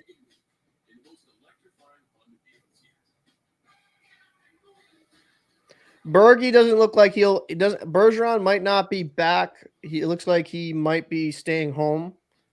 And some people got me pushback in the video I made about Bergeron being out, but I just don't understand why they put him in that last game. This could have been avoided.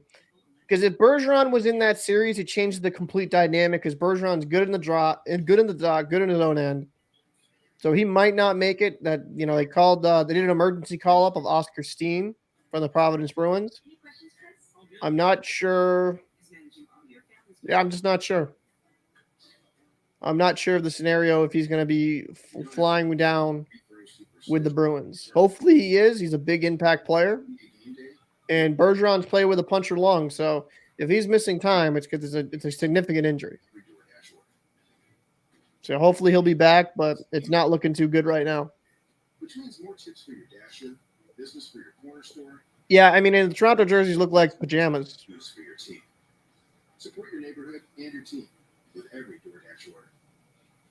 I say the Toronto jerseys, they look like PJs. That's probably why they look so comfy.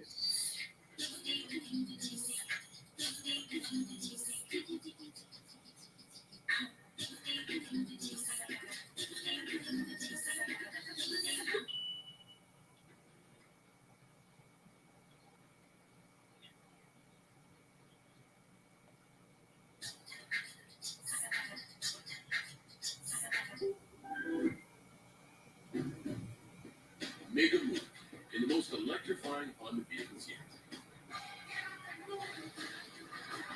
Buy online, reserve from select dealers, or visit your local Honda dealer. Remember that video that you did begging Trump not to run for re-election? Yeah, I think DeSantis would be the better option. Yeah, why? I really wish that you could do a video also begging Biden not to seek re-election too. Biden's terrible, so I mean that'd be easy. I don't want to get into politics though on this, dude. I know. I'm just saying, like, I just looked really at this fucking thing and I'm like, Cap, can you do another video? I mean, DeSantis. I don't want to get political, so. You know what? I want to get political, Cap. I need you to run for office, man. I want you to run on the Boston Bruins platform.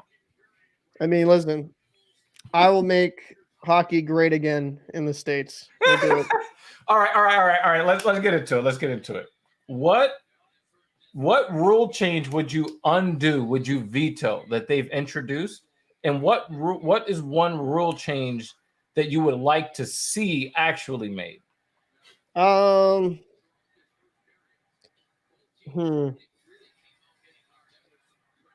don't like shootouts. and so like this be a twofold thing. I'd rather just have continuous overtime and just go that route and play, even in the regular season. I think that's far So you more. want to bring back the tie? Well, No, Darryl fuck agrees the with tie. you. Like this is how it is. Get rid of the shootout.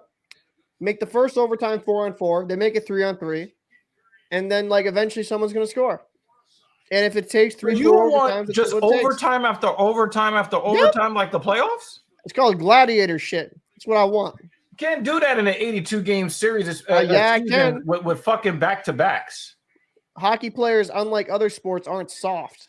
So we can do it. Yeah, but they do get tired, and you see the effect. You see the effect when they play back-to-backs. I mean, shootouts. They're still human beings. We love our hockey players. They're still human beings. That was a or bad just clearing bring back attempt. the tie. But for me, just like have them play. Get rid of the puck. Continuous overtime. 4-on-4, 3-on-3. If you can't score a goal in 5 minutes, I mean, like really, like that should be possible. I mean, if scoring goals were easy, then there would be 11-9 games, but they're not. No, I said 4-on-4 goals, like goals, like you're 4-on-4 on the ice, 3-on-3. Like the ice is so open, you should have like a lot of space and speed to really score. I think that I would get rid of the 3-on-3 and the 4-on-4. Toronto scores again. 5-a-side in overtime. Was that Lafferty or Austin Reese who scored? 5-1. Oh, wide. Deflected wide. Big the win. puck was slow off the boards. It's a big Come on, win. Lindgren, get there.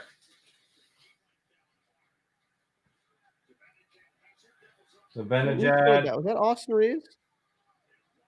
Austin Reeves for that. Nice. Oh! Toronto is up 5-1, man. They are out for blood tonight. Yeah, I love that. Yeah, I love they're giving them that. They're giving them that work. I mean, Tampa gave them the work in the first one. That's why people How like. many goals has Austin Matthews scored? No, I don't think he's got any. Wow, 5 goals and none of them for Austin Matthews. Mitch Marner has one. Let me confirm that. Marner, Tavares, Nylander, Tavares. Yep, Tavares has 2. All right, Rangers Matthews has a couple. penalty. Matthews does have a couple assists though.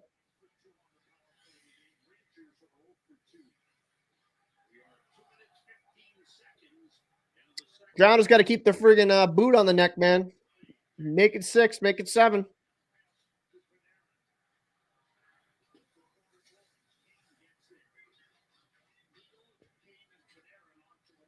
Wait, does Morgan Riley has 4 assists on Come on, the night? get there, 77. Wow, 4 assists. That's crazy. Oh, that was a big hit. Clean hit. But a big hit in the corner. The much maligned John Tavares with 2 goals. Oh, he had 2? Yes, 2. I like John Tavares. Is he overpaid? For a long time. I Most remember when he was Toronto with the roster. Islanders. Oh, big block by Hall there. Is Tavares overpaid? Absolutely, but he's not a bad hockey player. I mean, he's been, one of the league's better players for a long time. I mean, he was great with the Islanders on a team that was always rebuilding, right? He goes to Toronto, and like people want to just blame him for all their issues. I'm like, there was issues before Tavares got there. Now, is spending that much money on your forwards problematic? Yeah, but let's not blame everything on Tavares. Yeah, that's stupid. I don't think that you can blame anything on one player in hockey. It's like when certain fans want to blame certain players. Like, well, you know what fans are short for, right? Another goal. You know what fans are short for, right, Cap? Fanatics. So you can't really expect people to, have rational takes all the time. Oof. Vasilevsky might be getting pulled. 6 Nice. Toronto. Nice puck handling and a good line change there.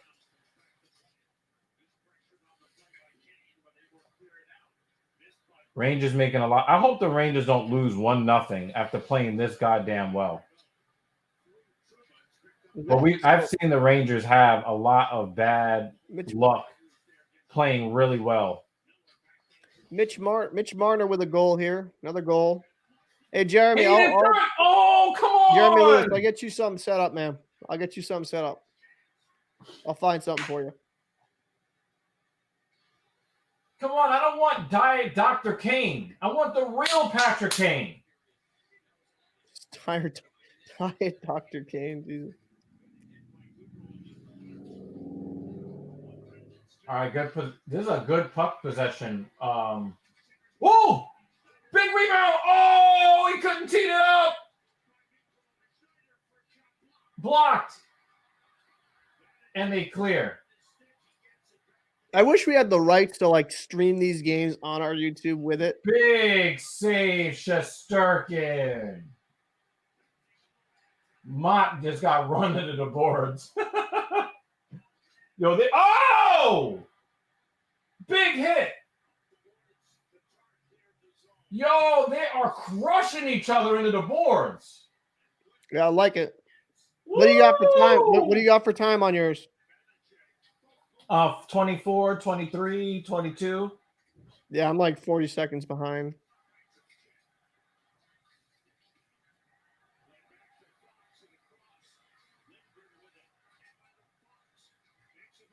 Left it for Tarasenko over the middle.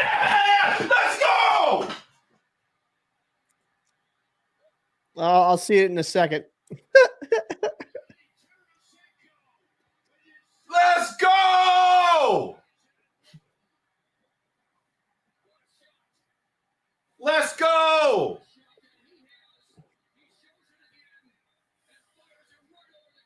Let's go! Let's go! Rangers back up in here. Let's go. Oh, they So left. puck possession. Good keep by Fox. Back to Fox. Drop pass to Tarasenko. See, gotta get shots, get screens. Good shot. Good shot, man. I can't bootleg. Dude, isn't some of the stuff on ESPN Plus? Yeah.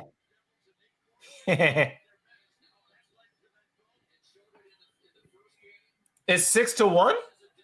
6-1, yep. What is second period? Second period.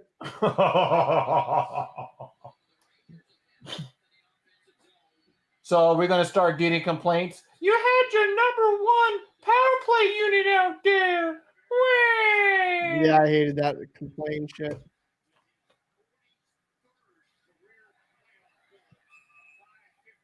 Tarasenko showing up for the rag as well. That was a great period for Toronto, man. They needed that. That was a fantastic period. Yeah, they should take that personal. They got to take that personal, man. Toronto's kind of had a history of having issues in the first round. Let's just not sugarcoat it. And that's the type of fucking response I want, man. That's a good response, living up to their talent. I mean, that's the biggest caveat with this Leafs team is they have the talent, man. But they just always kind of came up short, and I think a lot of it's mental blocks. So it's kind of cool to see a team finally start. It's only game 2. I'm not going to overreact, but I like to see that little comeback. That was a hell of a shot, though, by Tarasenko.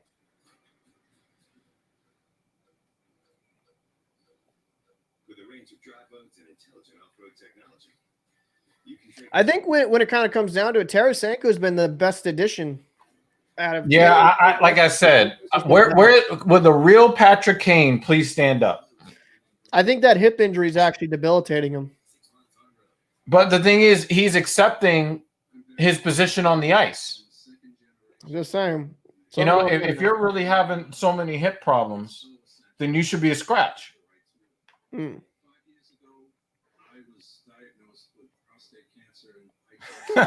Headphones to the thermal. They went thermonuclear. They dropped the Tesla bomb on him. Jesus.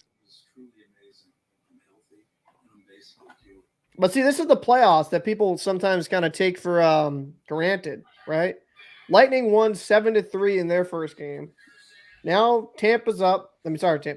Maple Leafs are up 6-1. What's going on, Carbon, man? Appreciate you popping in. Hey, Carbon, what's good, man? Good to see you.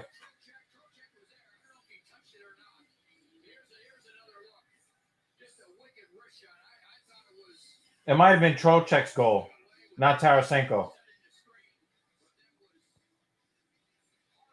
They might give that goal to Trocheck, Cap. Oh, will they? Yeah, they might, because it looked like a deflection out in front.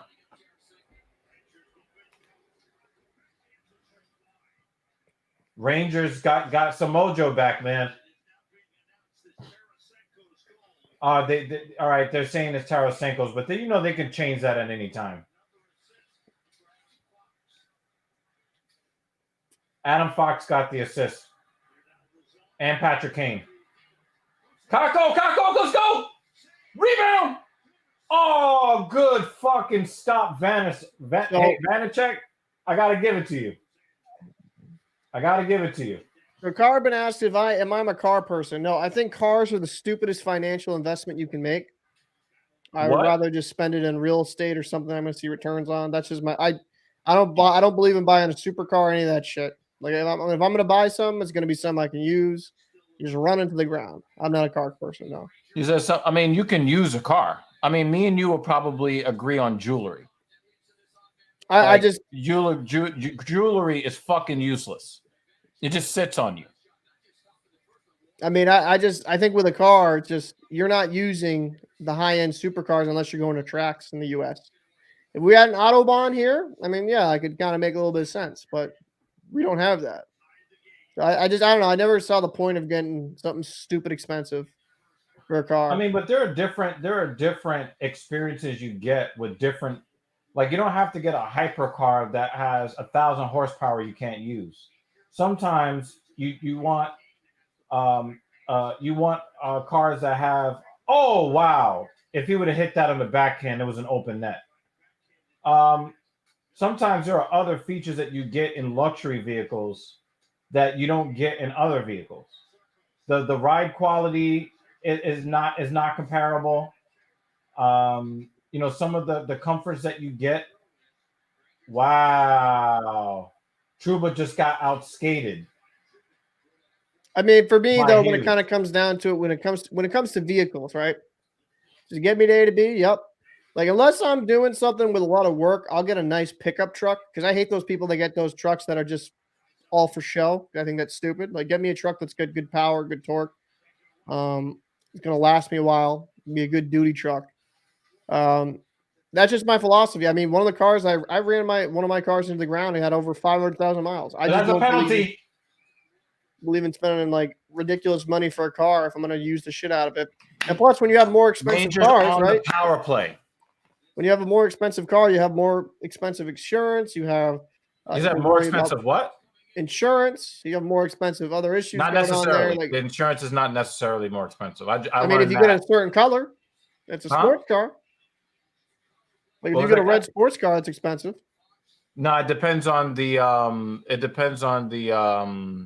the zip code you live in. You can get a cheap rinky-dink car, but because they're known for being easy to steal, like a Kia or a Hyundai.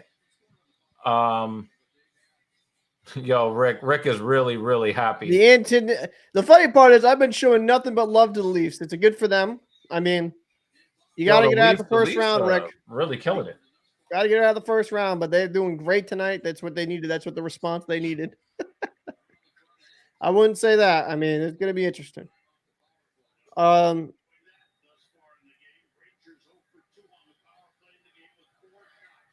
mean, listen, I drive over 200 miles twice a month to my place of work. So I just need something that gets me to A and B. But I want to make the case, Cap, that you would probably appreciate if you're on the road for 200 miles, a car that has a better ride quality and has other features that make it less painful to sit with, especially with the way that your hip is right now, in passive hip flexion for hours and hours while you have to concentrate for 200 miles. I mean, but I would argue this. I'm driving my shit 200 miles, and it's just like for me, I'm leaving my car in not necessarily the best area. I don't feel like worrying about it. That's why a lot of people say you get a that's crew a good change point. car. You get a crew change car. Because like where we are, man, there's projects over a little bit of far away, and we've had people break into that shit. They're trying to be too cute with the passing, and they're running down the clock on this power play.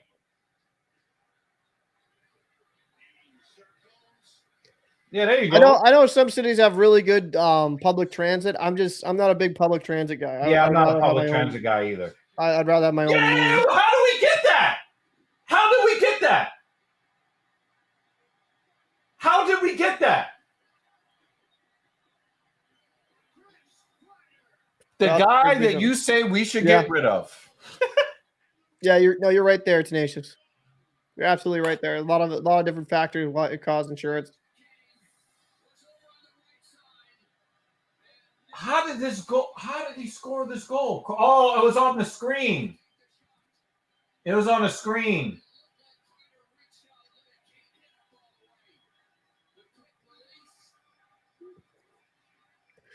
Rick, it's not called being elitist. I'm just not big into public transit, especially some of the crazy shit you see. I mean, you've seen people get stabbed, shot, killed. People get stabbed in Canada too. I'm good with that. I'm all set. Like I'm. Yeah. So the thing is, I told you I made that 6-hour drive to Vermont, right? Right. Right. I could not do that drive without they have like this muscle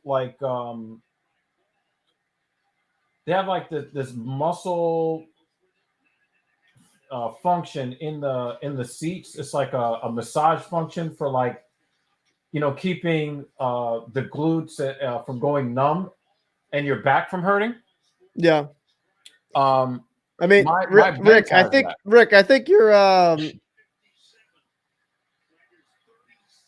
Let me just give you a little fact here, Rick. But when you have less, right? You have less public exposure. You have less exposure to other human beings when you take your own vehicle. And yes, there are car crashes. There's a lot of things you can. But at die least you control your own destiny, right, Cap? What's that? At least you control your own destiny. Exactly. When you That's what I'm getting into. Right? I mean, I just don't. Each their own. I know people that like taking the bus and the train. I just rather have the ability to go wherever I want at whatever time and not be reliant on someone else taking me there. I'm more about being an individual. I don't like to be tied down to a certain schedule.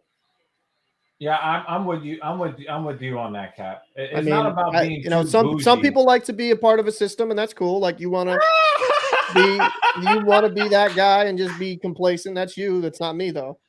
I mean in New York, right? Because some people ask me why I don't take the train to New York. Rick, I don't think you understood. I already covered that. I understand they happen. You also get stabbed and shot, and the rain. The Devils drew. It's obviously inherent risk. Like cross-checking. I just enjoy car rides more. Yeah, I don't know what's been going on, man. It's like it seems like everywhere the violence has been going up with the public transit. It's just it's weird, and violence has been through the roof. But it's and the thing is, if you're skilled at driving, you drive past the car crashes. Like I'm a super safe driver. I'm a super defensive driver. Anybody who's ever driven with me is like, damn, yo, they've never driven with anybody who drives as safely as I do. I mean, Rick, if you want to save money, I'm not looking down on public transport. That's you. That just not for me. Also, I'll say this, right? A lot of people do things to like try to save money, and then they die and they can't spend any of the money they save. You know what's crazy though? Live and use my money while I'm alive. You know what's crazy though, right? So like locally here near me, right, for like a local train, it actually would cost more money, right? Because the funny part is, in some places in this country, I don't think you understand. It's not a big city, right? Not everything's a big city, so you have to drive to the train station. So you're wasting gas money. Then you're spending money on ticket, and it would cost more money it would cost less money just to drive yourself. No, I think having a vehicle is definitely more costly than taking public transportation by a wide margin. I have to agree with Rick Allen on that. My thing is it's worth the expense. I mean, Carbon, you come to New York, we will absolutely do an episode of Genius Take the Wheel. You get to New York, you come hang out with me and the fam. When you get here, Cap, you have to do one too. yeah.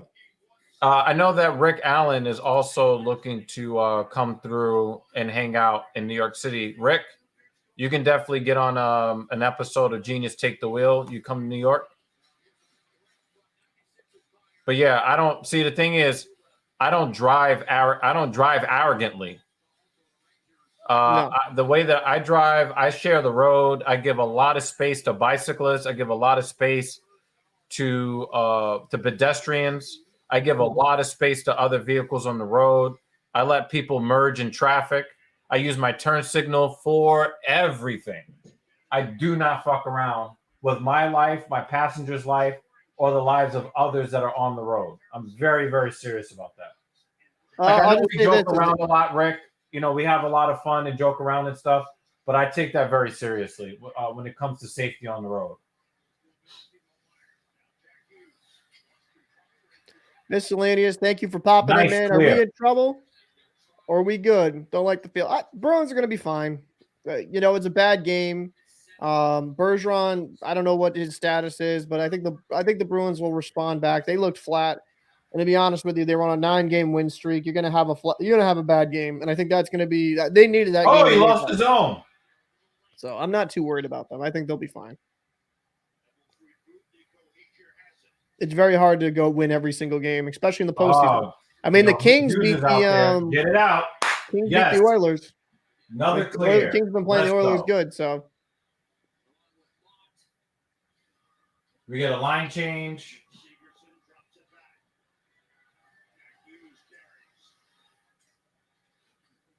Oh, wow, a double hit on Hughes.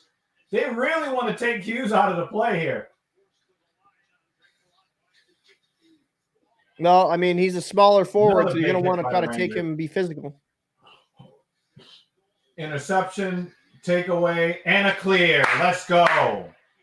I'm in Georgia. I'm in Georgia, Rick.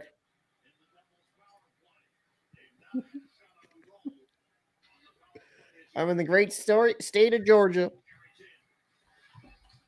Can you hear the Georgia in this voice? Yeah, I'm very southern. Come on, get some grits. Come on, no more giving up goals. 2 seconds left. Yeah, he fanned. Oh, Trouba! Oh, Trouba! The breakaway. Oh, come on, man. Now, Tenacious D. Here's the exception. Here's the exception. Okay, I'm a left lane driver. I am a left lane driver. I like to drive fast whenever I can. Part of the reason why I would prefer to drive fast in the left lane than drive slow in the right lane. Oh, Trouba. Is because we drive on the left-hand side, I have a much easier time measuring where I am in the lane, in the left lane than in the right lane. I feel much more safer in the left lane than the right lane. And in going in a straight line, I'm very comfortable driving fast. Now, the difference is I don't really feel comfortable with driving the limits of the sports car that I have, which is why me and the First Lady are going to go to California. We're hoping to do it next year to go to a driving school. I think they do it like on a closed course, like racetrack kind of thing, to teach us about like a lot of maneuvers to be able to evade risky situations on the road, especially when you have other drivers that want to drive recklessly around you. So I do a pretty good job insulating myself against reckless drivers. But I really like if the speed limit was 100 miles an hour, I'd be very happy. I'll say this. I actually want to. I'd love to learn how to like fly because I can operate vessels. I can operate cars. I'd like to an airplane or a helicopter. Be kind of cool. You can fly a helicopter? I want to. I want to learn. It should be sick. Get it out. Get it out. Get it out. 2-on-1, 2-on-2. All right. They went for the line change. Like, we're not going to get that. Icing on the Devils again. He said, going to California for any other reason, Doc, not a smart idea. That's funny. Facts. That's funny. One of the things I do get kind of irritated, and this is like outside of like your normal reckless driving. The thing that I get really annoyed by are people who drive slow in the left lane. Like the people that I appreciate the most that move into the right lane when they see me coming and let me go. Those are the people that I really, really have a lot of love What's for. the fastest you ever got on the highway, curiously? Me? Yeah. Should I be saying that on the internet? Who cares? Will the cops going to come and get you retroactively? I don't know, man. I don't know. I can tell you that I've never done triple digits. I feel comfortable saying that I've never gone into triple digits. All right. You want to know how fast I've been? 113 miles an hour. 125. Just ripping it. In your rinky dink old ass Camry, or I ripped it. Yeah. You need a luxury car, son, if you're gonna be doing 125. What? Yeah, I mean, shit was great. Cap, you see this? Hockey guy's new video about referees. Yeah, I did. It was pretty funny. Yeah, I like that. I like that video a lot. It was funny.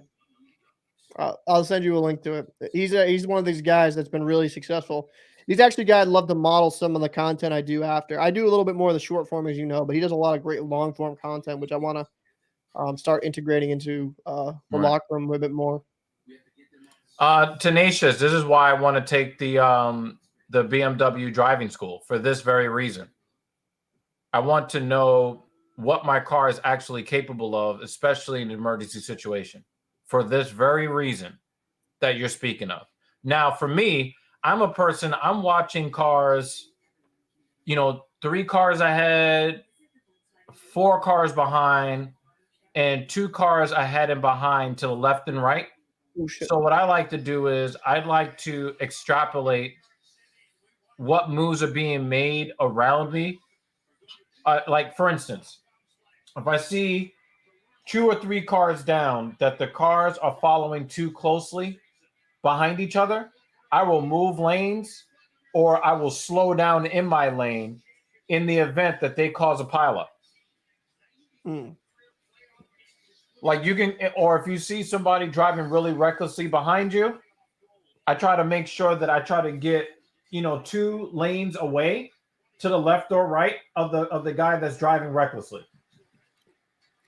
Well, Toronto-Tampa game started in the third, 18 minutes, 30 seconds left here. Now, that game ended a long time ago, Cap. Let's be real. That game's been over for a long time. I'm half debated just to make a quick Toronto commentary now because just going in the back room and recording a commentary, so I'll be ready to go. Oh, Zibanejad taken down. Penalty. Holding.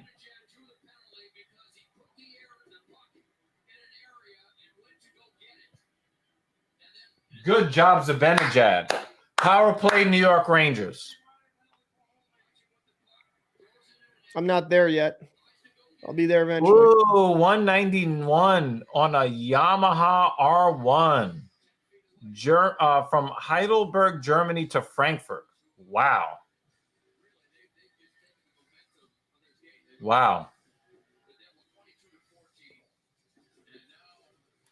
Bro really say I paid for the whole speedometer, so I'm going to use the whole speedometer.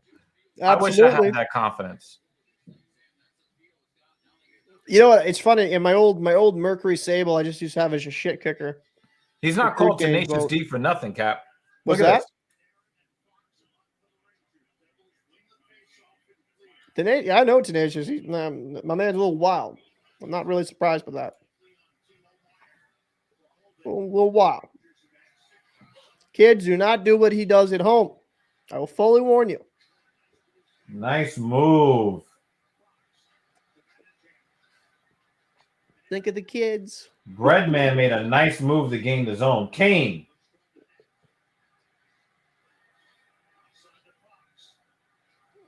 Kane is not aggressive. He doesn't look Nice! like doesn't look like vintage Kane. Yeah, let's go! Kreider again! 3-1 Rangers. Yeah, no, today's I'm saying if they've had proper training, absolutely. But just not everyone's been, I'm not gonna dox you, but no one's ever had your life experience. So let's not everyone has that skill set. Oh shit. Look at this pass this pass from Patrick Kane. Woo! Patty Kane. Woo! That was a good pass right there. Man, Devils are getting punched in the mouth. Dude, man. Dude. So honest question, because the Devils and Rangers aren't really that far away from each other. Is there truly home ice advantage in this series? I don't think that you're going to see a bunch of Rangers fans at the Madison Square Garden. That's not going to happen. You mean Devils fans? You are not going to see a bunch of Devils fans at the Garden. I was going to say, like, if you said Rangers fans, I'm like, damn, son, no faith. No, the Rangers. But the thing is, for me, I look at the teams and how they play. I'm just reading the game as it's happening. I have rarely seen the New York Rangers play this sharp. They need to get this puck out of the zone. Wow, Palat just fell down on his own. There was nobody near him, and now he's going to the bench. I'm still keeping the Toronto game on here. Kind of interested to see if Tampa will wondering what respond. happened to Palat. He fell. The pass went to Palat. The pass went to Palat. He tripped and fell, and it went straight to the bench. Nobody was around him. He might have been gassed, though.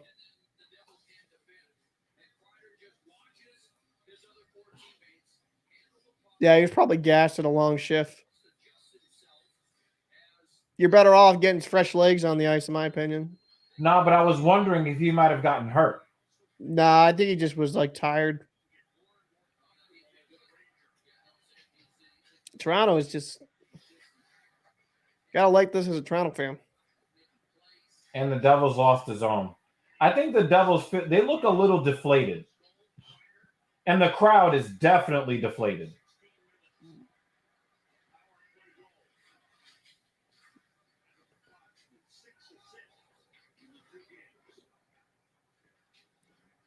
I mean, if I lived in New Jersey, I'd probably be a little bit deflated as well.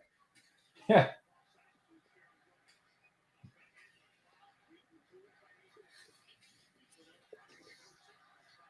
That looked like interference to me. But they let that rock just now. Let's see here. Matthew now has played 10 minutes thus far in the game. That's good for the Rook, Minnesota Gopher.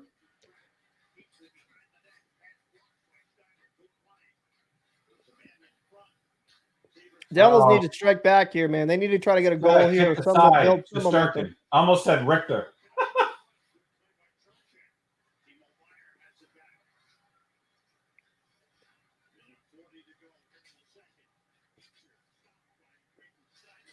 Oh, big hit. You know what's funny? 96. I know a lot of people that, like, because of New York, they live in New Jersey. They don't live in the city. They live in New Jersey. It's a little bit cheaper. Who Would do you ever Rangers live fan in- hate most? Isles or Devils? The answer is yes. What would you say, Cap? Would you ever live in New Jersey? We looked at possibly trying to buy a house in New Jersey. We looked at that. You know, I've looked in New Jersey myself, man, but Mrs. Evil worked for a company that required you to work in New Jersey for a while. really, But then when she got a job offer in New York, she took that. So I don't blame her. I just was kind of shocked how many HOAs there are in New Jersey. fuck I hate that. HOAs, man. You said you didn't want to talk politics, right? Let's not talk about HOAs. That's not politics, though. That's housing organizations. I'm not trying to hear that. I don't want to talk about HOAs on the hockey stream. All right, They're just gonna piss me fine. off. But I just hate them. The only stance that we have on TFC is fuck HOAs. Oh Jesus, Devils fans, don't take that personally. Another Oh, icing on the man. Devils. You know what's Tenacious, worse you're though? fucked up Staten today. Island's worse. And this is mostly true. Staten is Island's mostly far true. worse because it smells like shit. Not to be that guy, but I like as someone that has to go to Staten Island quite a bit. Oof.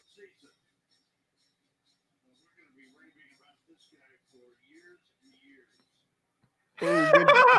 At least we know. At least we all know that Blackhawks fans hate the Blackhawks more than anyone else.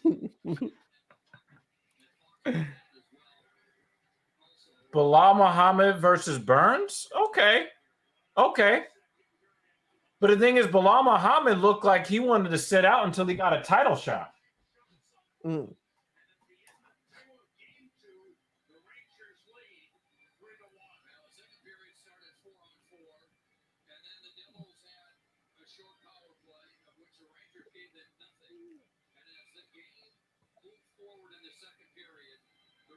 Started spending more and more time in the offensive zone and taking control. Of course, Chris Kreider with the 2 power play goals. Well, New Jersey needs to have a strong period here in the third, man. Yeah, they're gonna have to regroup, man. They're gonna have to regroup. Yeah, I agree with you, Rick. I'm glad that Bilal Muhammad, because the last guy he beat was a good young up and comer. You don't get a title shot off that. So yeah, I agree with you there. Wait, so I do not know what the fuck you're talking about, Tenacious. I don't know. Really, we don't really count Staten Island as part of New York City. You know what I mean?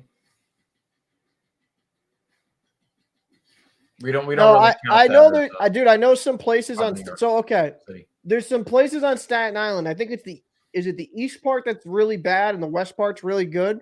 It's really divided. More It's near very the politically industrial. divided. What's that? Staten Island is very politically divided. But it's yeah. There's some really nice parts, but I'll be honest with you, I wouldn't live there just because it smells weird, man. It just does. I don't know what that is. I'm serious. It smells weird. Like you go there and it smells like doo-doo butter. Like You know, it's right across the water from where? New The Jersey. yeah, bad. I think that Staten Island is actually really a part of New Jersey. Somebody changed my mind on that. I like Matthew Nyes as well. I liked him when he was playing with Minnesota. Have you watched any of his games when he played for the Gophers? I watched him in the postseason for a little bit, and then some of his games throughout the season. His game I think will transition. He's a bigger kid, 6'2". He'll be a good top 6 guy, maybe a middle 6 guy. And it's so cool though. You see a lot more younger players jump into the NHL and get these opportunities later in the season. So I like Knives games a lot. Let him build, let him get more confidence, and it's good for his development getting in these games and playing so well. Sometimes some guys just can't handle it. Who?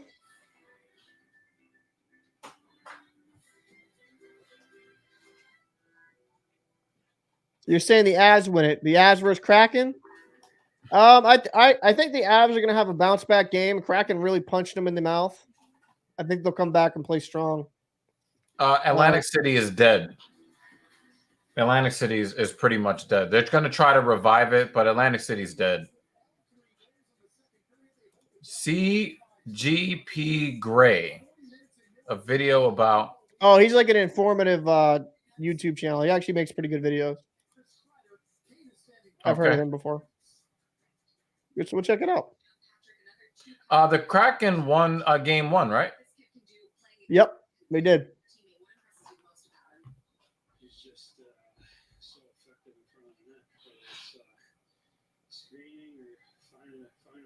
I do. I if the Rangers win,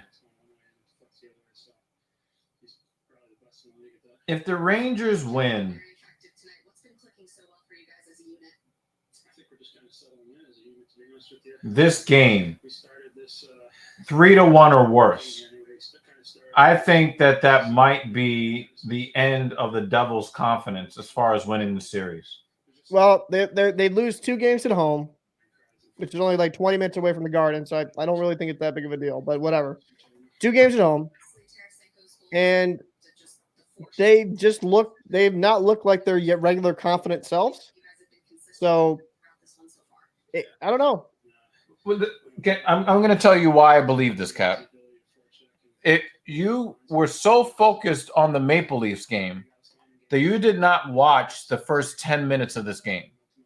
The Devils came out like they were the devil, on fire.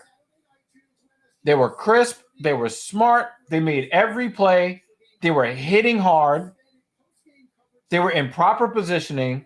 They were hyper aggressive. And they were like a man on fire. It wasn't like, oh my God, I don't know what I'm doing here in the playoffs. They came out here looking to dominate the New York Rangers. Yeah, but then once they got uncomfortable, once they got down, look how they're reacting.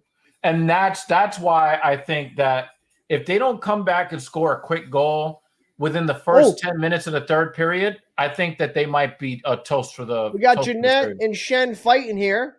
Got some overhand. Oh, a couple uppercuts by Shen, some jabs. If the Rangers lose, come on, you have to him in eat the a mouth. dozen boiled eggs with no salt, no pepper, and chase it with goat's milk. Jeanette, he's definitely the Tampa Bay definitely overpaid for him, so he's trying to get a few fights. Gotta love it. Gotta love a good old hockey fight. Who's fighting? Luke Shen and Tanner Jeanette. The guy that the Tampa Bay Lightning Shen was just traded. What's that? Shen is a traded player. Yep, they got him from Vancouver. And then Jeanette was from Nashville. Oh, he was also traded at the deadline. Yep. And Jeanette, they traded like first-round picks for him, and he's like a third liner at best. Right? That's insane. Yeah, Tampa Bay is a terrible trade. Terrible trade. Yeah, that's insane. Yeah.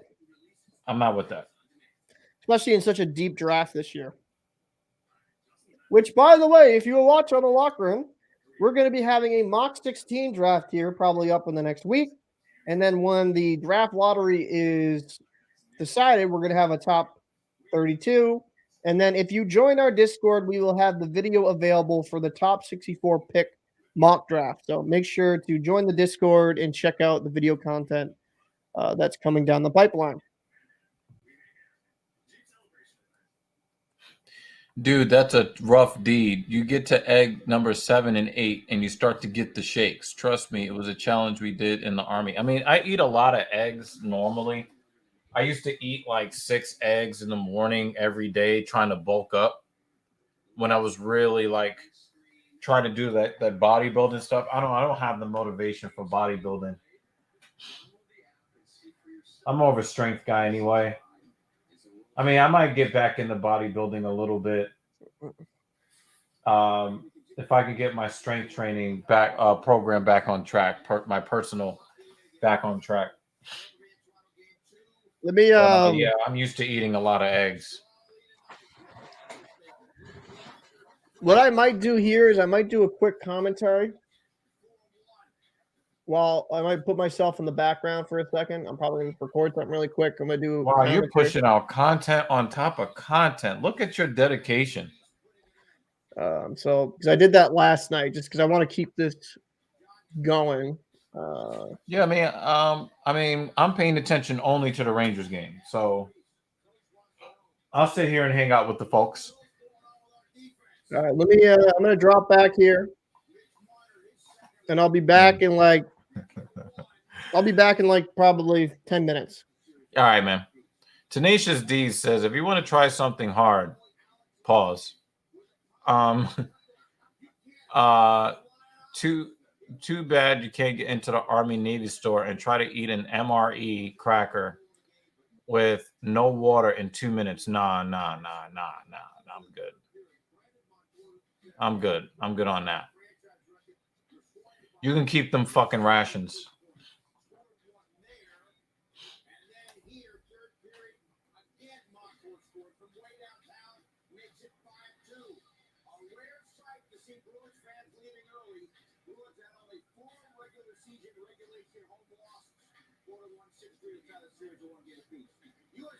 I think it's kind of weak to see Boston Bruins fans leaving the game early after all that winning that they gave you.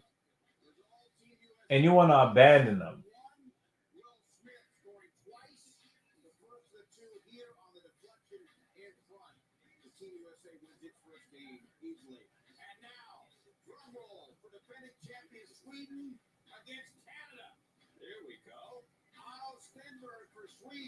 Steve, the Canadians lost 8-0. What? Oh, boy. Mixing a save. Damn, Canada lost 8-0? God damn.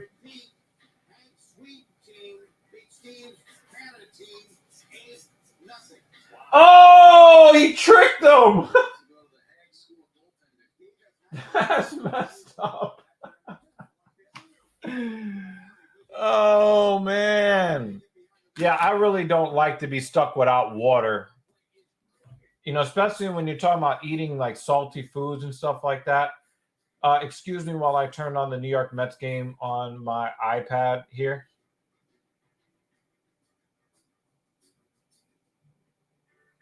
Distinctive in design,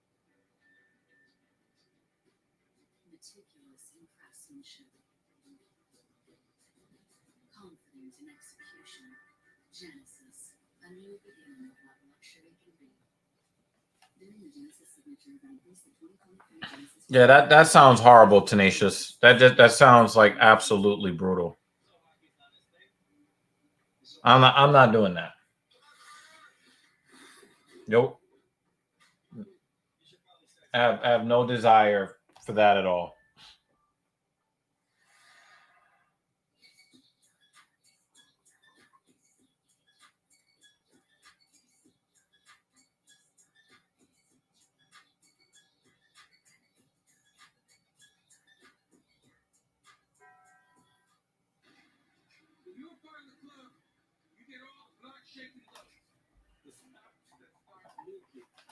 How about them Rangers? I'm telling you, Alex, again, I was very clear. I picked the Devils to win in 6 games before the start of the series. And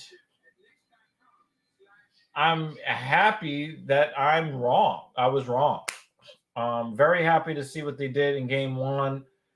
I thought that the Devils had I thought that the Devils really, the way that they came out in the first 10 minutes of the game, I'm like, if the Rangers cannot withstand this pressure, they're going to lose 4-2. You know, the Devils are not playing badly. It's just that they're taking bad penalties, and the Rangers just have too many weapons on the power play. And by too many weapons, I mean Chris Kreider in front of the net. That's what I mean. I do believe that if the Devils are going to have a chance here, the Devils have to score within probably the first 6 or 7 minutes of the third period to get their mojo back. And if they go long periods of time without being able to score a goal in the third period, I think that mentally is really going to take a toll on their confidence as a team. Back with our Hyundai scoring summary from period 2, which was owned by the Rangers. 3 goals in a little more than 10 minutes. Tarasenko, his second of the series, and then Kreider, his third and fourth, both on the power play. It is 3-1 Rangers after 2. John, Henrik, and Steve in our Meltdown West. Oh, the new generation of MREs. Yeah, you know, the armed services, they're really having a lot of trouble recruiting for really all 4 branches of the military. And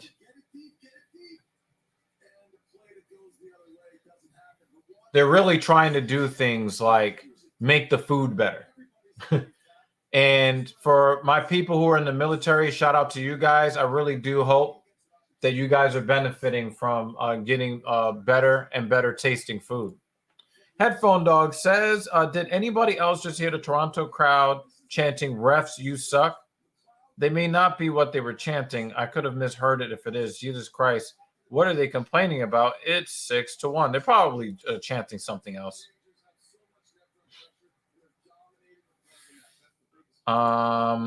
I was watching a video about really bad MREs, and somebody said, how does the U.S. expect its Marines to eat an MRE without crayons in it? I mean, devil dogs are constantly getting ragged on, but it's because they are known as the tip of the spear. They are some of the most respected military men in the world, United States Marines. So, you know, they like to rib each other. They like to roast each other. It's all good.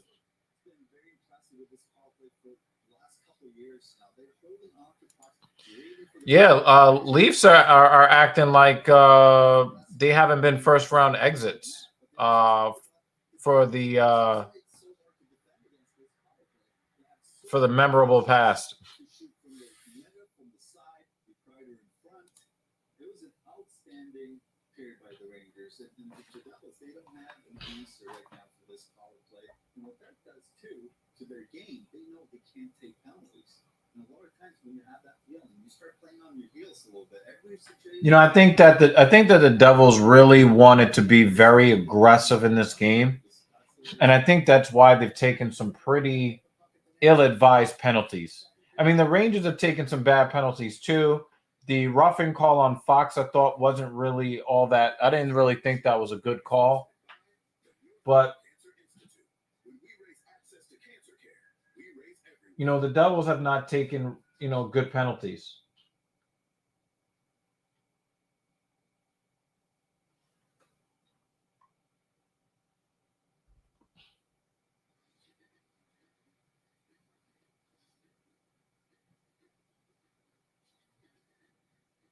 When my lease is up on my current Mercedes-Benz, I was thinking about having at least one of my cars be fully electric. I just don't like the way the Mercedes-Benz electric vehicles look. I don't like the way they look very much.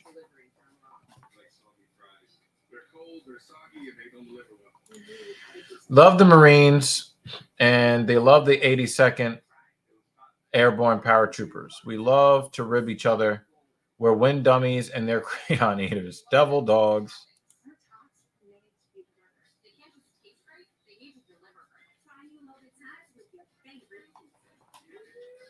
Speaking of let him cook, you should if you guys could see what I can see with Captain Paul doing his recording and he's cooking in the background, that motherfucker's cooking. All right. So when you're talking about let him cook, I hope you're talking about Captain Paul. He's doing the goddamn thing.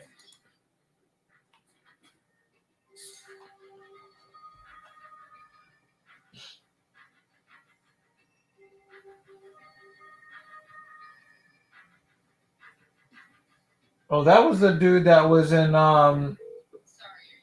the Top Gun movie.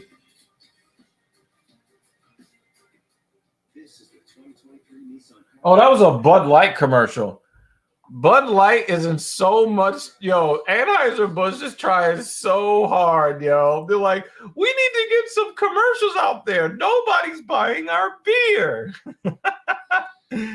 That is hilarious to me. No, it wasn't Tom Cruise. It was one of the younger actors.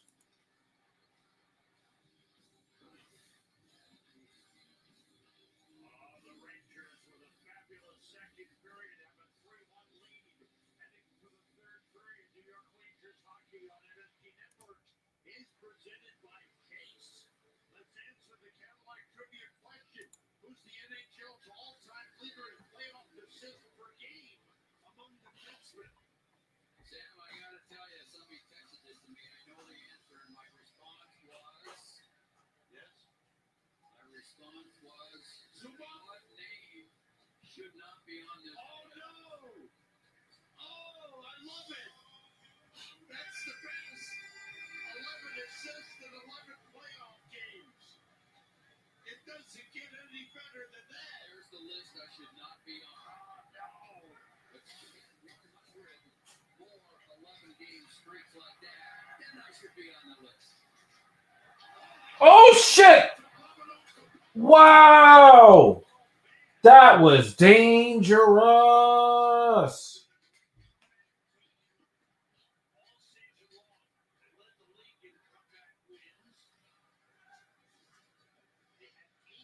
Ooh, Kreider out skating 3 doubles into the corner.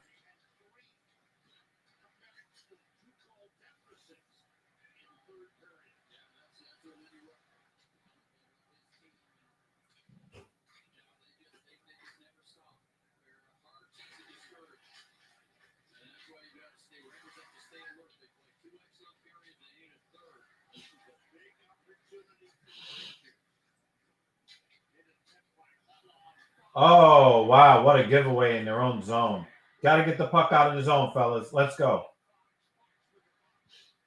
Dropped it off for Panarin. Into the crease. Oh, that was a good scoring chance. To Tarasenko. Oh, wide.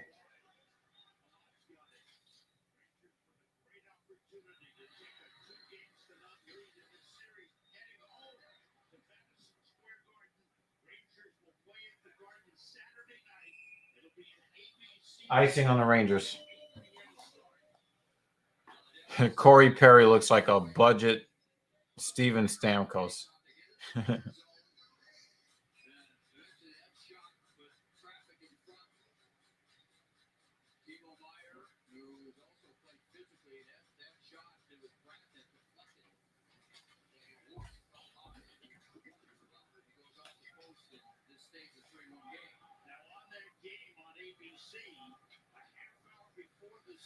At 7:30 on MSG, we've got a half-hour pregame show. John Gino, Steve Valiquette, and Henrik Lundqvist. Immediately following the game, we've got a 1-hour postgame show on MSG. John Gino, Steve Valiquette, and Henrik Lundqvist. We will be back with you with game coverage of Game 4 at Madison Square Garden Monday night. That's a 7 p.m. start. Ranger game night with the three amigos, Valiquette and Lundqvist at 6:30.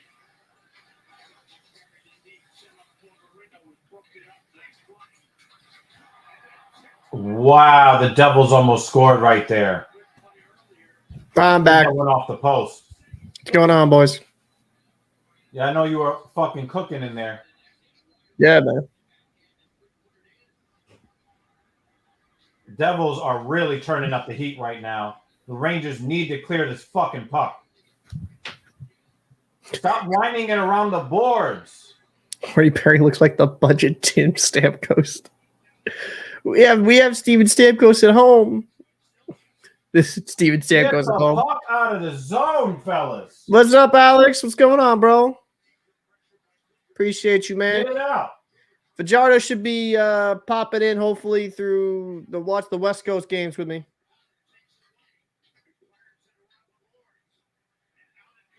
And another icing. Oh, no icing, no icing. All right, the Rangers finally get a chance to change. My God, damn, man. So Fajardo's going to take my place? I'm assuming. I mean, you got to replace a minority with a minority, right? So I mean, what do they call it? Affirmative action? Yeah, exactly. But we're not talking about politics on the stream, man. Come on. I'm joking. Jesus. But Big so save for Vanacek there. Oh, out in front. man, this Toronto game's over. I don't like Shesterkin out behind the net like that. Come on. Kreider, dump in, and a line change. There's my mouse. Like, what the hell? Where'd it go? Why is Klinks listening to Adele? He should be sleeping. He should be making my goddamn intro. I think he made it. I just I have to get into a meeting with him for him to present it. Or you could just send the file over. There's always that method.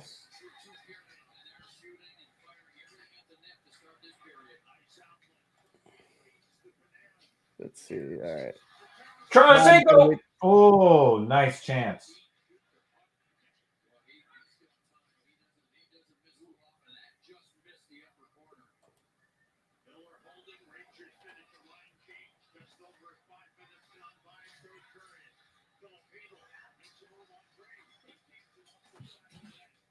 Get it out, get it out. There you go. Miller.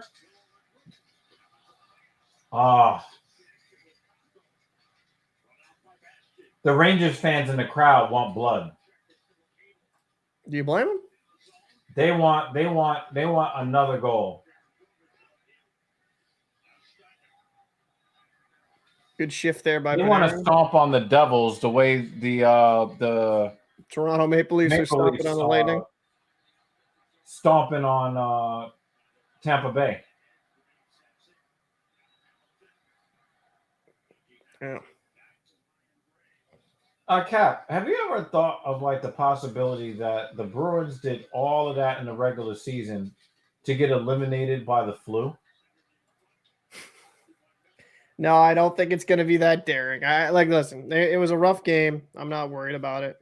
But if you're thinking that the flu is running through the team, with the speed of playoff hockey needing to be what it is, you know, how many games did Boston give up more than 3 goals in the game in the entire regular season? They gave up 6 in that game. Yeah, I mean, not as many, obviously, because their record. Patrick Kane he's all alone. He scores! Patrick Kane has joined the game. Let's go. Well, 4-1. That's crazy. That's good though. You get Patrick Kane going. So John Tavares scored another goal, so he gets the hat trick. And none of the Devils skate. Wow, the Devils didn't skate, Cap. Yeah, by the way, Headphone. I did like his videos. They were really good, actually. I liked his breakdown of some of those series. Fucking pillow keeps falling. God damn it! Hold on. I gotta make an addition to my goddamn video. I gotta say this, Cap. I think the Devils might be toast for this game mentally. None of them skated. None of them skated. They let Patrick Kane, the guy that's skating on one leg, go in all alone on Vanacek.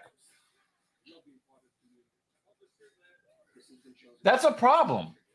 If you're a Devils fan right now, you should not be happy what you've seen here in the third period. You had a chance to like really regain your mojo. You let Patrick Kane get out all alone. What is Brad doing on that back check? Nothing. Did you see that though? Just lazy. None of them skated, Cap. Yeah, they've given up mentally. That's bad. That's bad. If you are a Devils fan, you should be very scared. Yeah. That's not good. That's not good, man. Damn. That's bad. And I said it, Cap. I said the Devils needed to score in the first 6 to 8 minutes of the third period to really feel like they were in this game. Yeah. And to give up a goal like that, they hung out Vanasek to dry, man. Yeah. I mean, Nobody skated, Cap. I'll be right back. Hold on. I gotta add a little addition to the video. I forgot to. Hold on. He's going to the editing room. Oh man.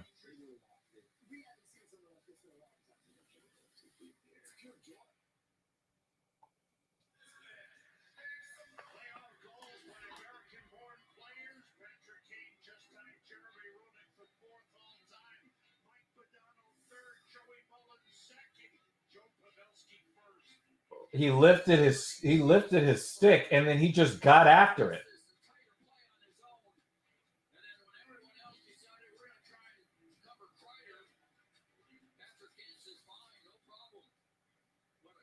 Wow. Wow, a takeaway.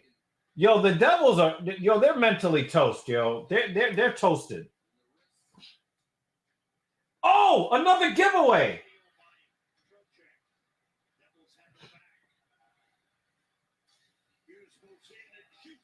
Save Shesterkin. It really does look like the Devils are mentally toasted. Mets are in San Francisco.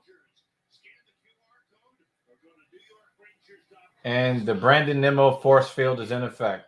I'm back. He almost always seems to be in a 2-0 count.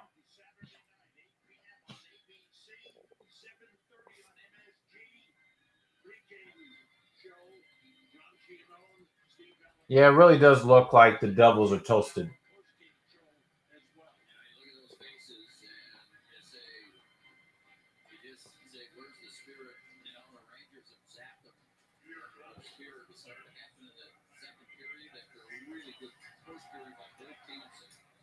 Hedel with a nice play on the forecheck.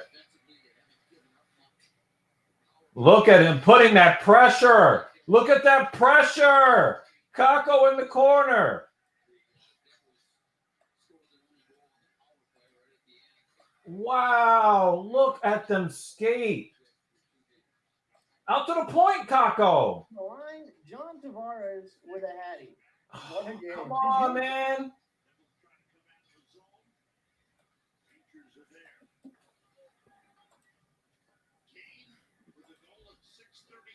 Is that another base hit for another base hit for Nimmo? That motherfucker just gets on base, man.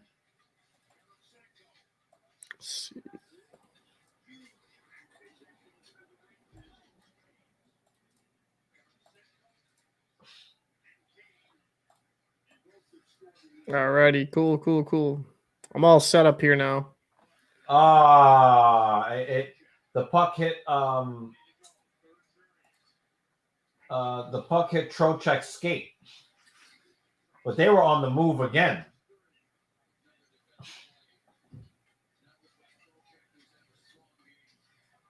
All right, let's go. Let's move the puck, fellas.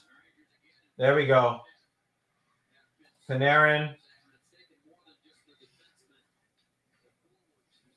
Over to Miller. Up to Gaudreau. And a hit. Is that Jimmy Vesey? Yep. Gaudreau. Vesey into the corner. Good on Vesey for not taking the penalty there. Uh-oh. Tyler Mott lost a stick. He grabbed another one on his way past the bench.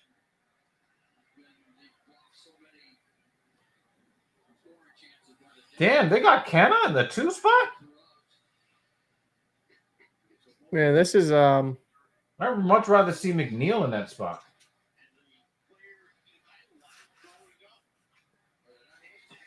Oh. And he hit into a double play. Thanks very little for that, Mark Hanna. Thanks very little. Yeah, Devils need to get something going here, man. because they're a that's young, a big hit. they're a young team, A and lot, yeah. they're a young team, but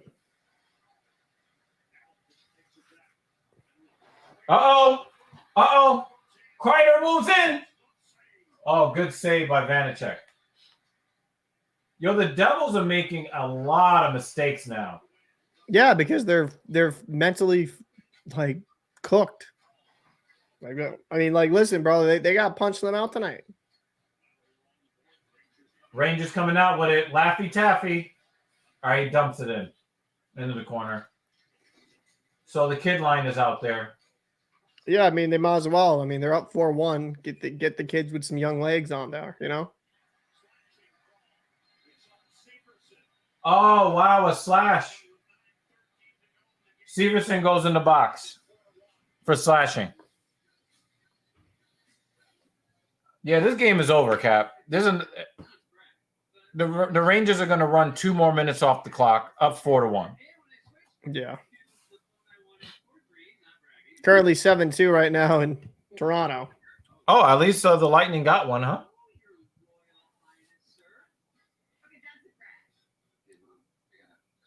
Yeah, then Toronto scored another one. John Tavares Hattie. He got a hat trick? Yep. You know, they're still going to blame him. Yeah, it's ridiculous. You know, the problem is that, like, people just are ungrateful for what they have, and you can't blame him for taking the money. Like, he I mean, but what does Toronto have? How many cups do they have? 0. So, you know, they're just Well, like, I mean, I'm a Mets fan, right? Recent memory. And you know, people say, oh, Mets fans are entitled. Entitled to what? We haven't won in almost 40 years. Yeah. I think the Can't last be Leaf Cup entitled was if we 67. haven't seen any success.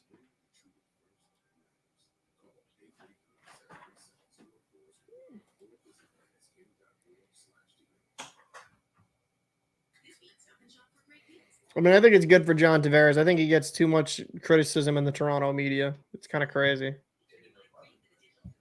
Guy's still producing near a point per game clip. Like, a little overpaid, maybe, but it's not his fault. You guys signed him to that deal. It'd be different if you had like no production. Then I could see the complaining.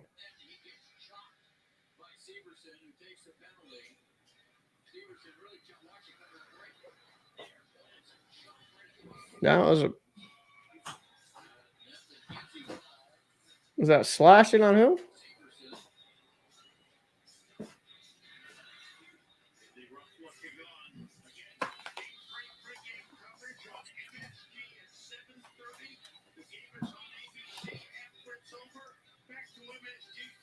Oh, Ian Cole got a penalty there?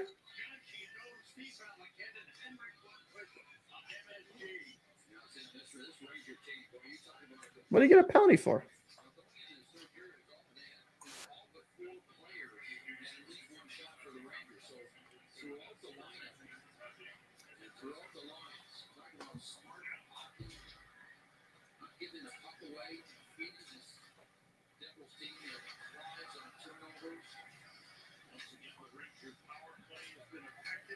Rangers indeed. They're 4 for 7 in the first 2 games of the series. 2 for 3 in game 1, 2 for 4 tonight. Kane with it. Moving toward the net, trying to get it to Kreider. He just threw it, just missed. Kreider on the stick on the ice. Aaron pass tipped by Easter. Kane back to Fox. After Kane with it. Big shot, wide. On the boards. Aaron to Kreider.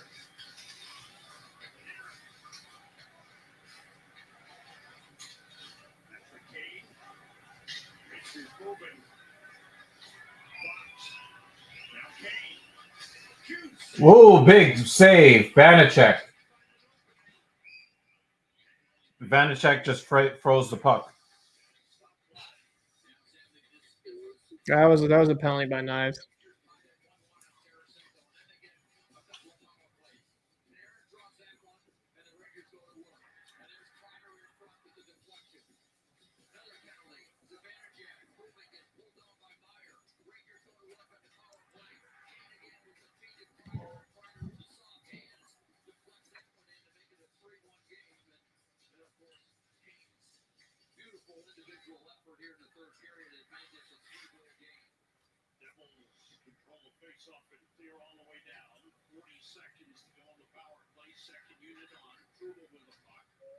This was a really impressive game by the Maple Leafs.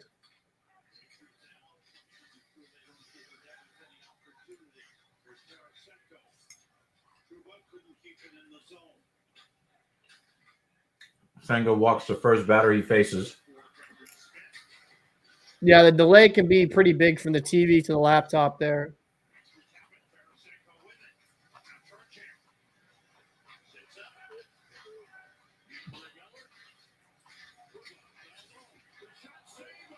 Oh, Vanacek with a save, and the puck got behind him.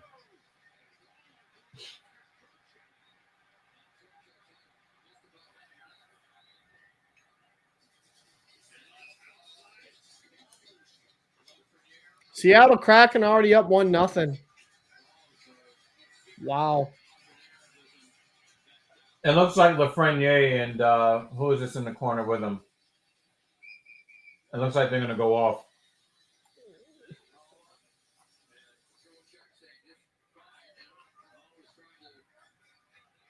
Wow.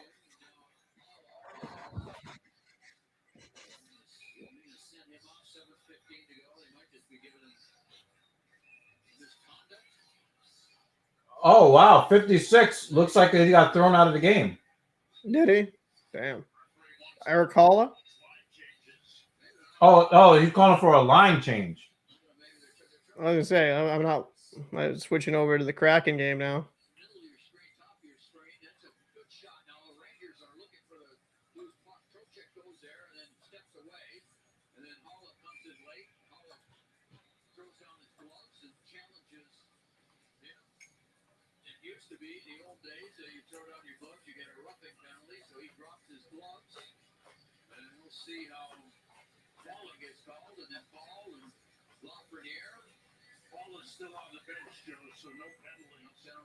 No, they didn't give him a penalty there.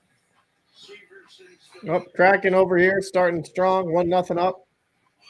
How often do you see the referees forcing a line change?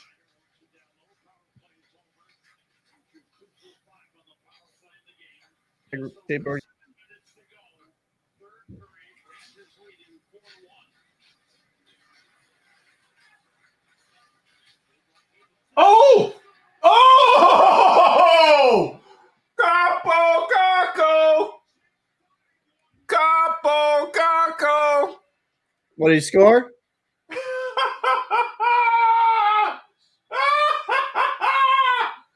Right after the power play ended. Damn.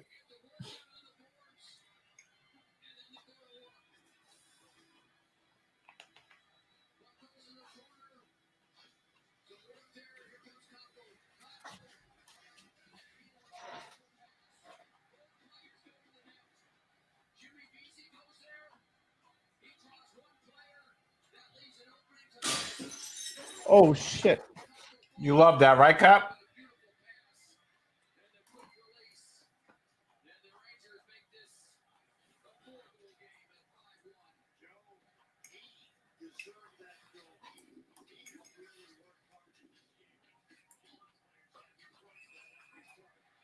And we've got to fight. We got to fight. Schneider and McLeod.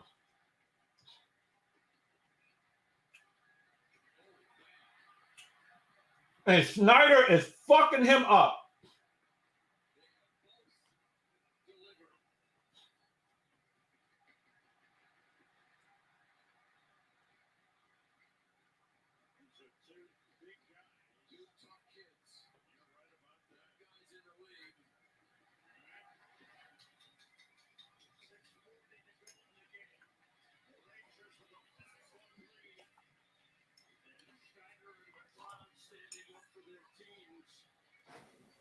I'm back. Schneider and McLeod dropped the gloves. Oh, there we go.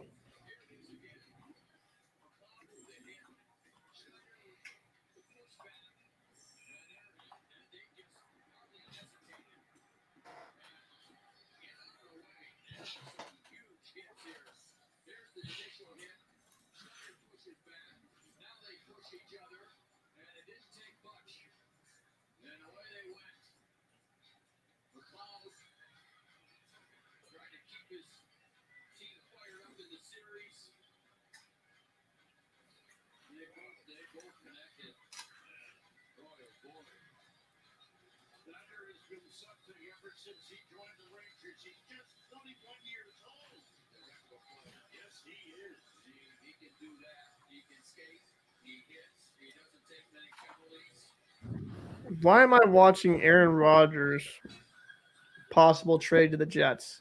I don't care. I do not care.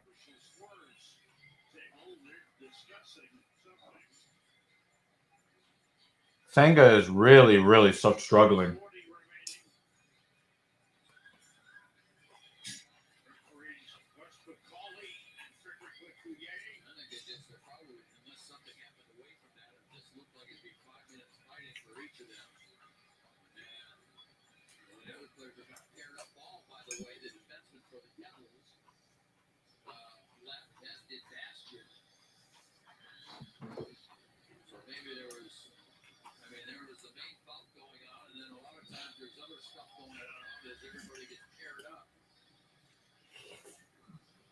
Scoring on the Rangers' fifth goal, Kako from Hedel at 13:05.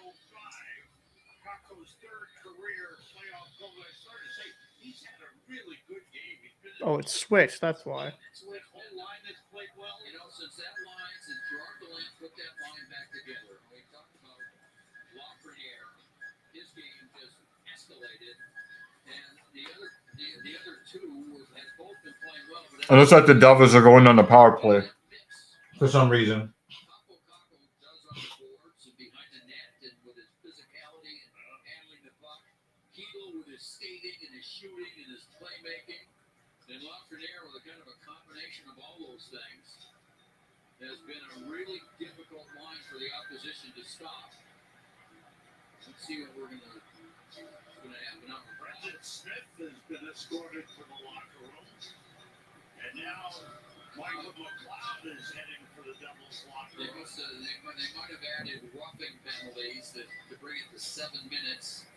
Now they're trying to keep this game under control. The officials have done a So they added a 2-minute minor for roughing in addition to the 5 for fighting.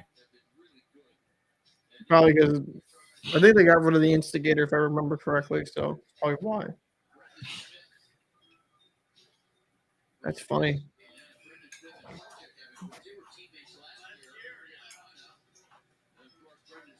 That was a high hit. former teammates on this Ranger team. Lafreniere goes into the penalty box. So Schneider also gets sent to the locker room. They added roughing penalties, 2-minute minors to the 5 for fighting to send the offending players to the locker room. Makes sense. They're probably trying to get it from being out of hand. You know what I mean? Yeah.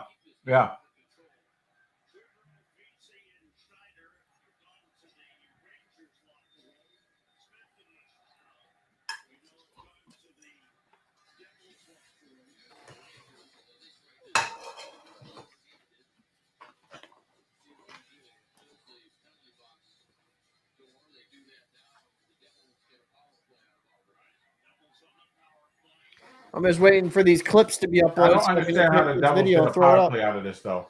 What's that?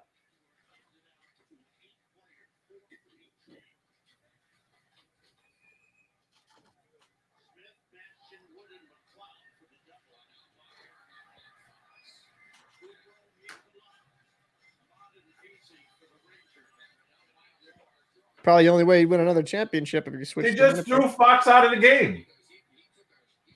Really?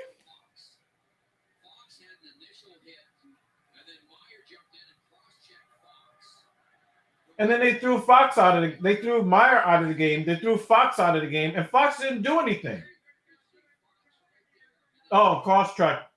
Wow. Oh, there's the cross checking right there. Yeah.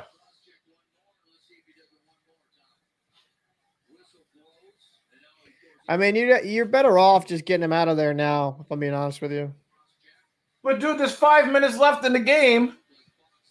You're throwing people out of the game for 2-minute minors. They're probably trying to make sure it doesn't get fucking escalate. I agree. I mean, let them play, but Yo, fuck it. End the game right now. You can't send everybody to the locker room with 6 minutes left in the game. This is game 2, not game 7. These motherfuckers are going to see each other in 2 days.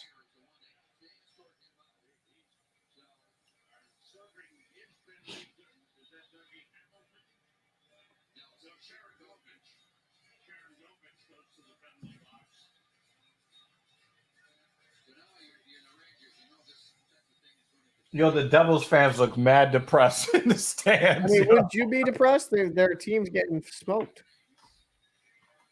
Your team's getting smoked. So now it's going to be 4-on-4 because apparently the Devils got more penalty minutes in this particular instance.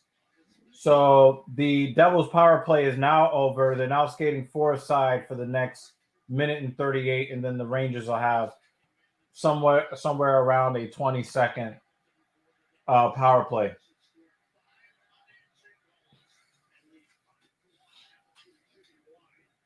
Yo, the Rangers bench looks crazy empty right now. Just let the third, fourth liners play, man. Just let them play. You need a fifth line to finish the game. I wouldn't put Kane, Saracen. You're chanting Igor in New Jersey, Cap. Bro, it's like a 20-minute drive. I'd be surprised if they weren't.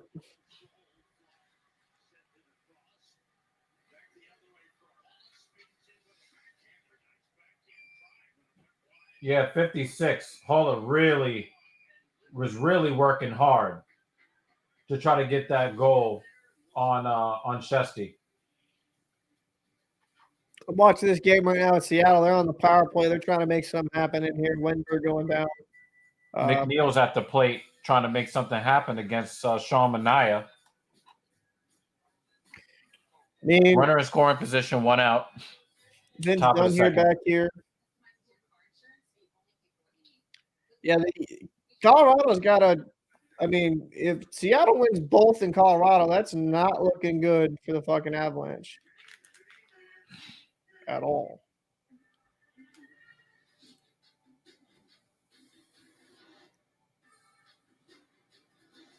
Ooh, good try to cross seam there. That was a good little seam pass. Oh, that was a beautiful try right there.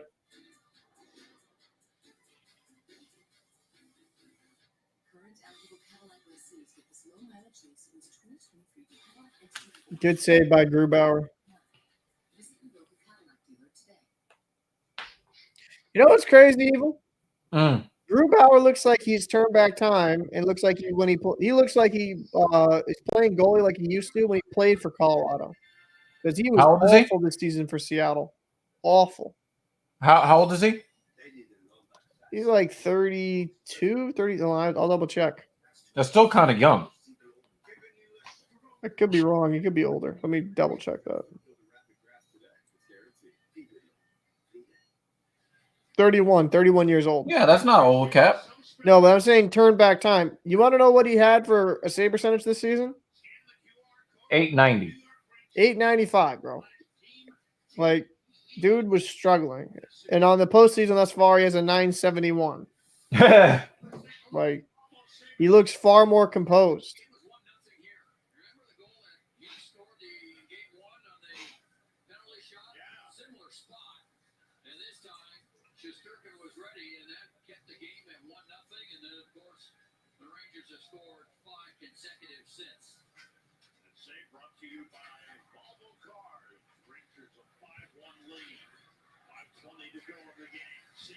With it. Game 3, Saturday night at Madison Square Garden. The ABC TV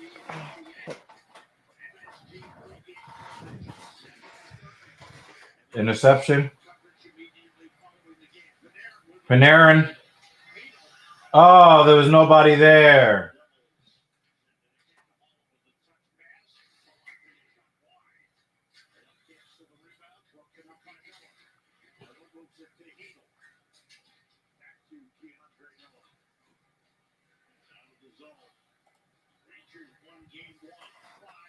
Trocheck moving in. Ooh, he shot that above the net. A short power play for the Rangers here.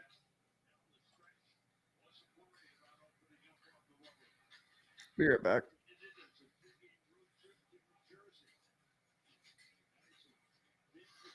And full strength. All right.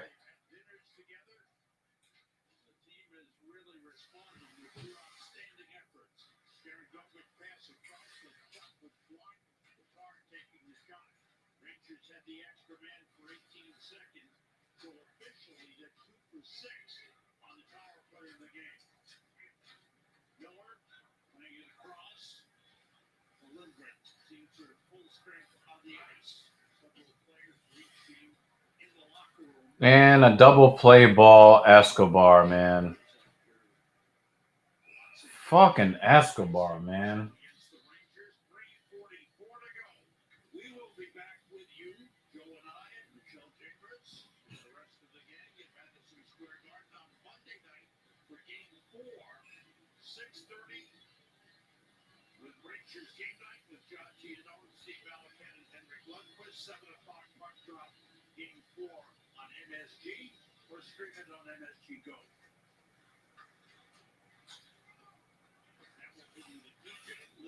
All right, 3.5 remaining. Hamilton shot blocked out of the zone.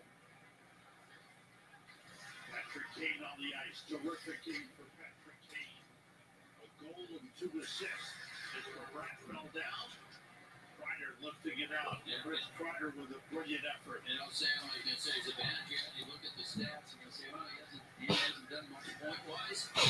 He's been one of the best players on the ice in both games. He's made so many defensive plays and coming back around his own net and just being so responsible. Oh, Panarin skated past the puck. Jack Hughes have hurt the Rangers in the first That's a game. good point.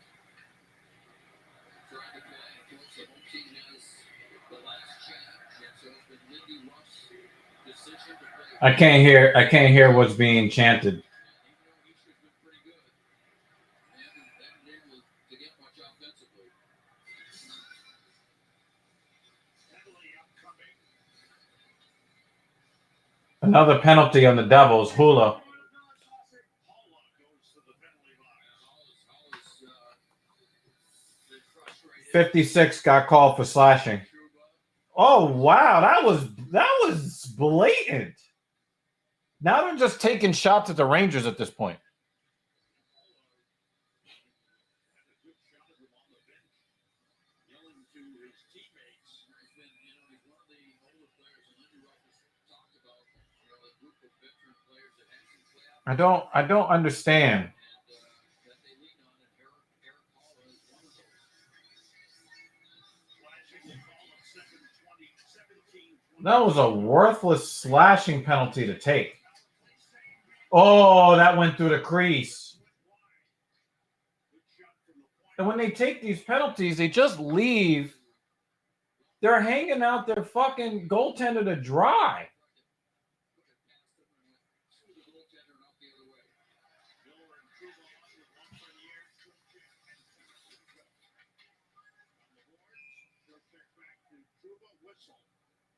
Another stoppage.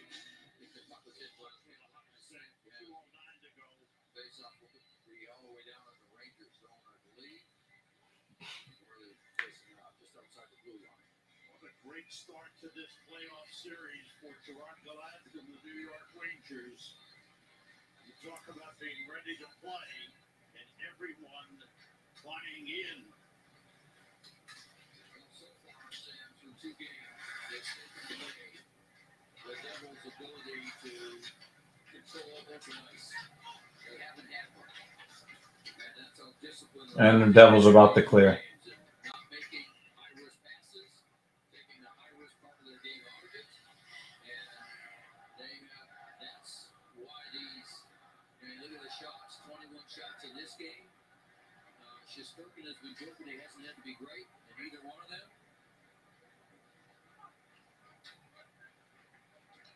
Excellent team efforts in both games.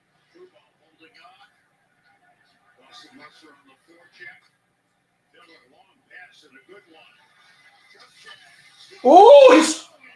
Oh, I thought he scored.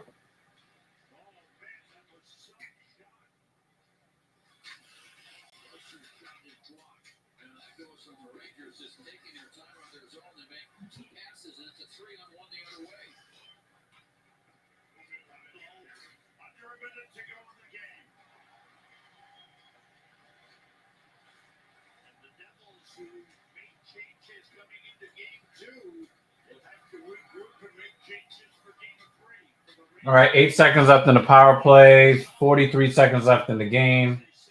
Power play is now over. 35 seconds left in the game.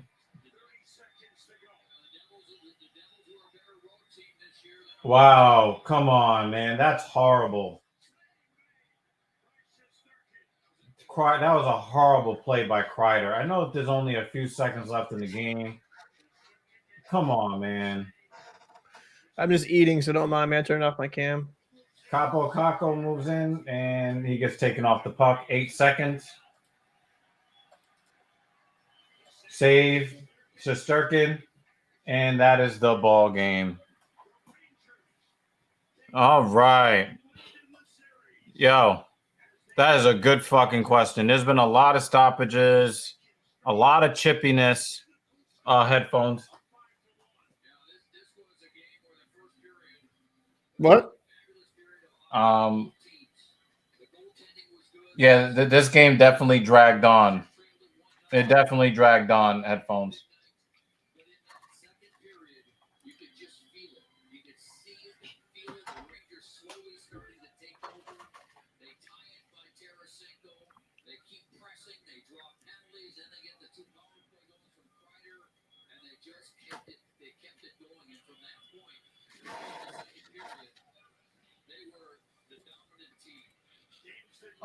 Cap, do you want to adjust your pick for the series?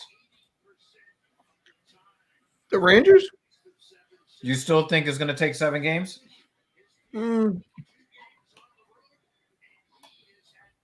Honestly, I could see a sweep. Yeah, I think that the Devil's soul has largely been taken. I usually don't like saying that, but it's just the way they lost that game. It wasn't Yeah. even close, you know what I mean? Yeah, I have to agree with you.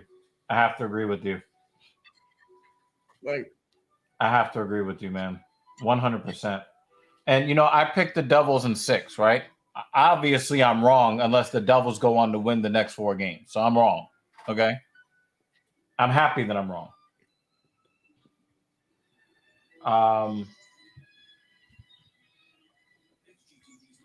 Yeah, Rangers in 5, Rangers in 6. I think the Devils could probably still take 2 games, but I'm being really kind. The way that they folded early in the third period mentally, when they had a chance to take a 3-1 game and make it 3-2, and instead it was 4-1 and then 5-1. They were hanging their heads. They weren't skating. They were more interested in picking fights than skating. yeah. I just, they look defeated. Yeah.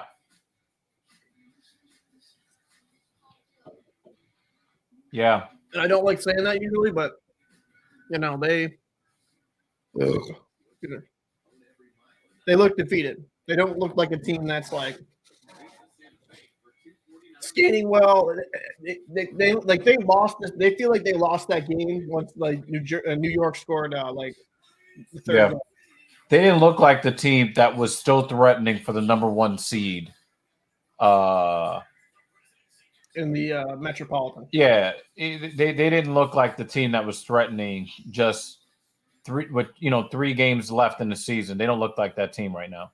No. It's been a rough go for them.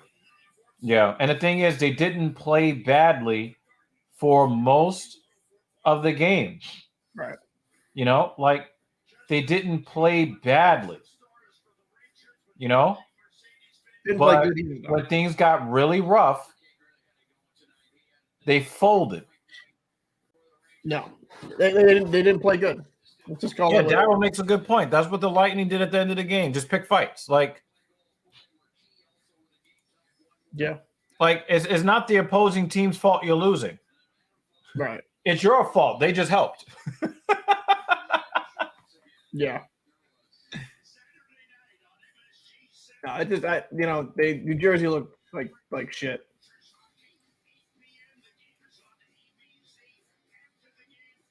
But just call it what it is. New Jersey they don't look confident. They look shell shocked. You know what I mean? Yeah. Yeah. Like they don't even. And some of it is maybe we've just overestimated that how much experience can play a factor. You know what I mean? I mean, you were right, Kat.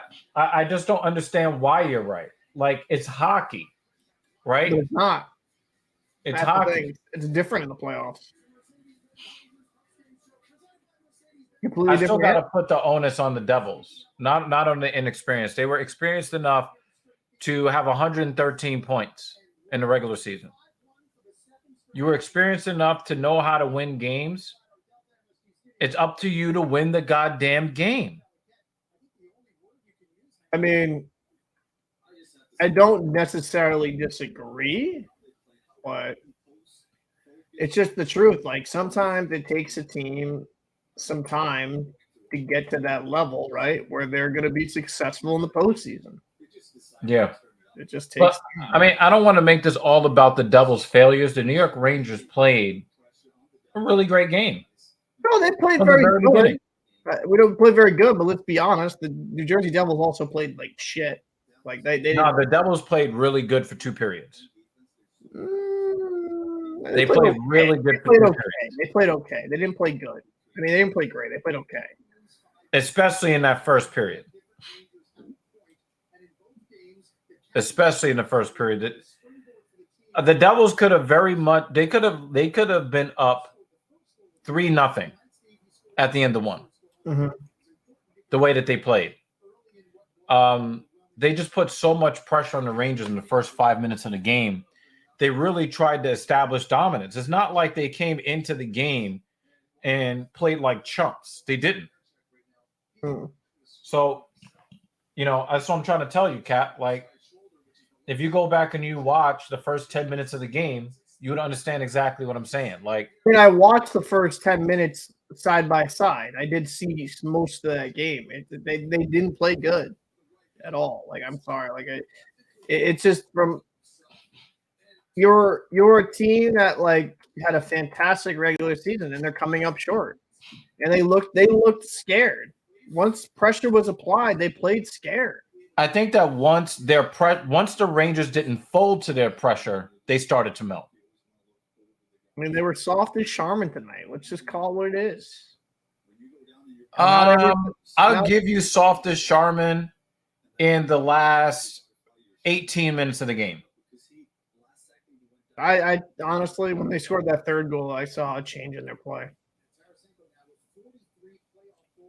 Yes, but I didn't see weakness. I saw a team, especially the way that they came out in the first 2 minutes of the third. They were hyper aggressive in the first 2 minutes of the third. They give up that fourth goal. Well, there it is.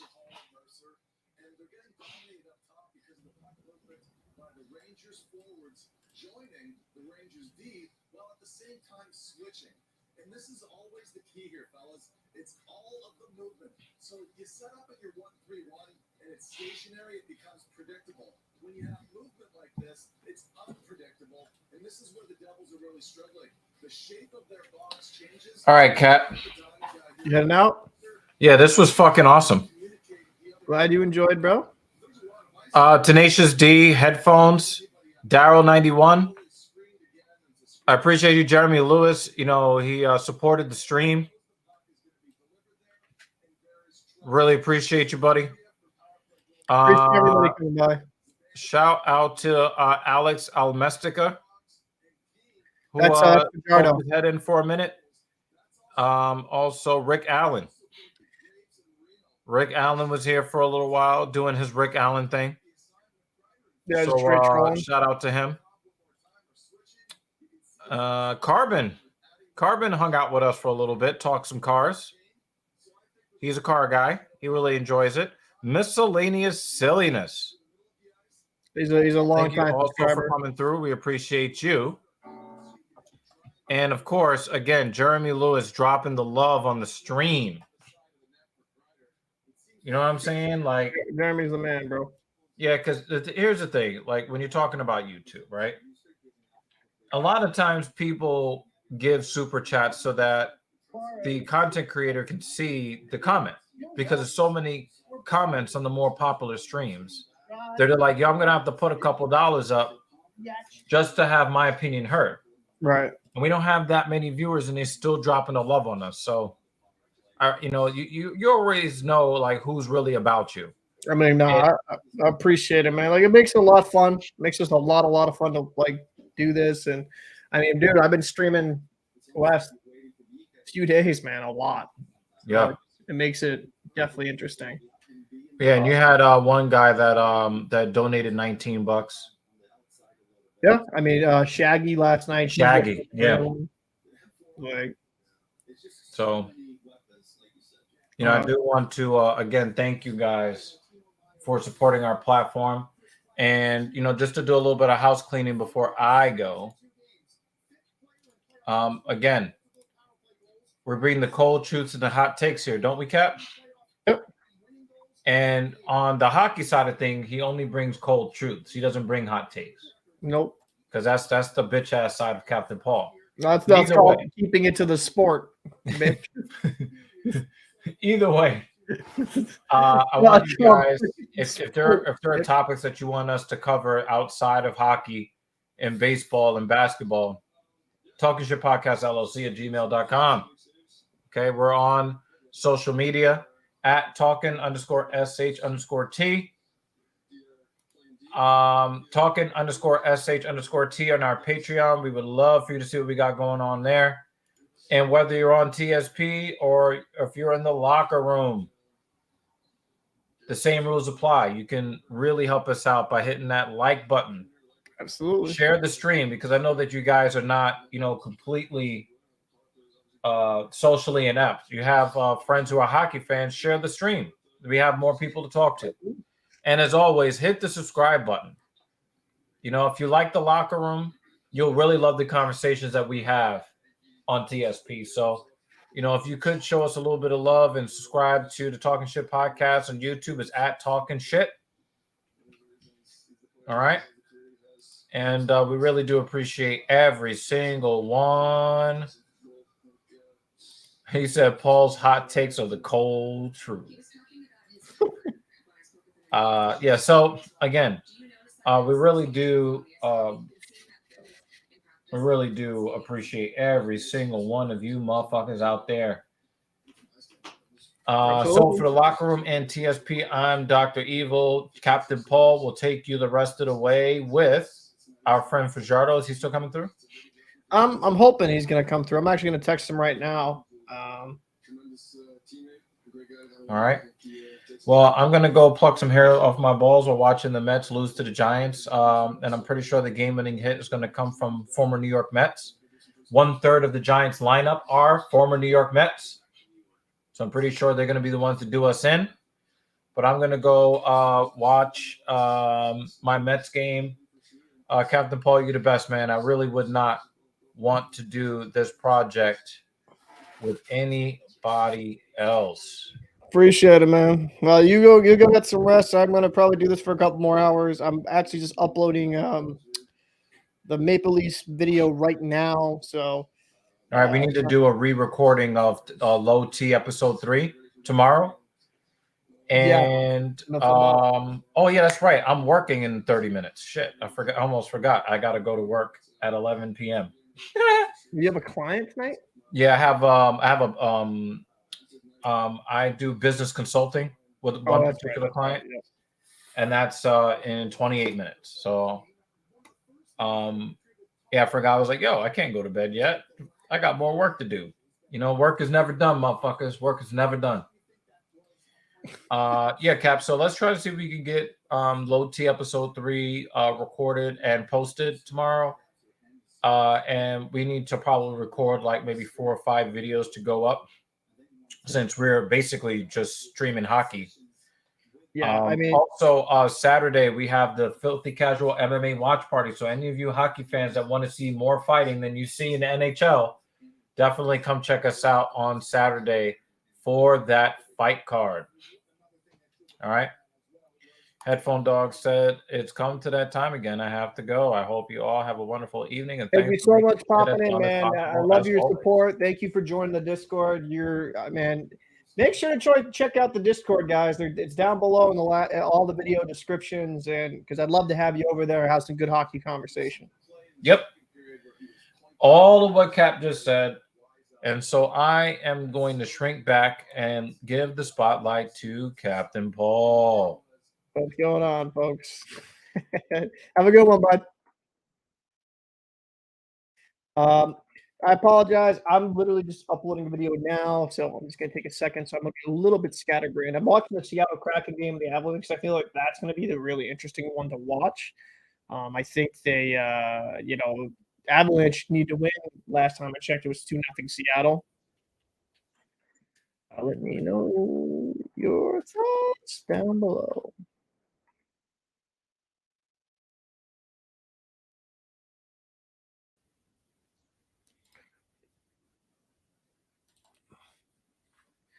Actually, let me get up.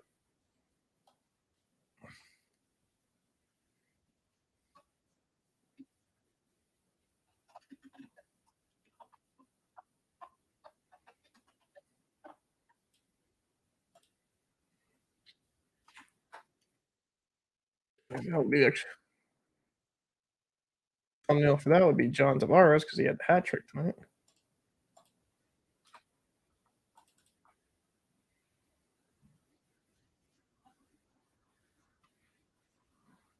Perfect. So apologies, guys, if you're watching. I'm just getting this all squared away.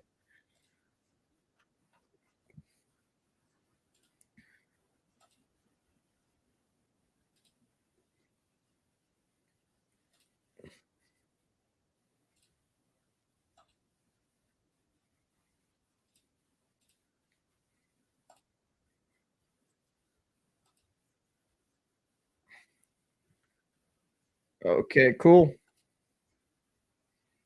Should all be good to go. There we go. I don't know why the monetization always gets turned off by the stream. There we go. There we go. There we go. There we go. So the video should be up.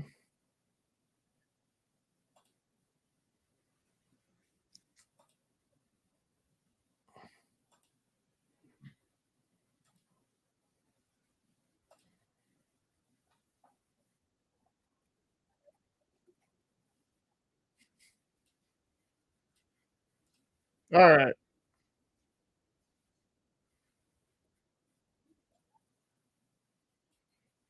All righty. Let me get back over here to the stream. Appreciate it. Yeah, no, Discord's a lot of fun, so make sure to check that out. Appreciate it, Headphone Dog, as always. Loyal viewer, you're the man. This will help out. So, I mean, we'll kind of keep plugging away here. I think the let me switch over to the Kraken. I apologize. So Kraken are up 2-0. Okay, let me go back because we got hockey. Wait a minute. Let me see something.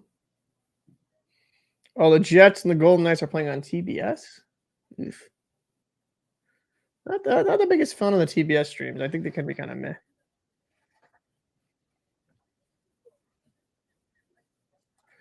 All right.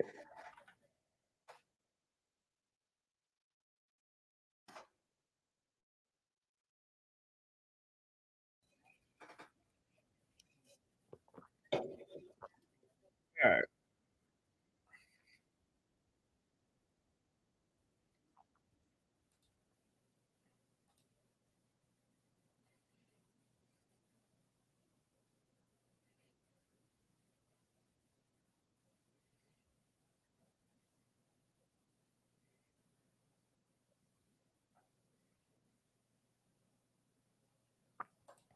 Alrighty. Glad that video's up. I'll keep this window up just to kind of a little bit more ease. So we got the Winnipeg Jets. Oh, do not leave the stream, Paul. I almost hit the wrong one. Whoopsies. All right, we got the Winnipeg Jets here. Golden Knights. Boursois.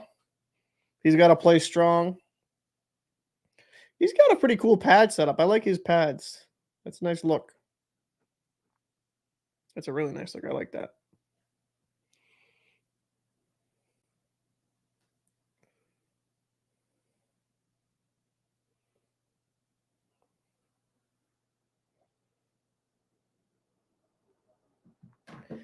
All right. Winnipeg's got the power play here.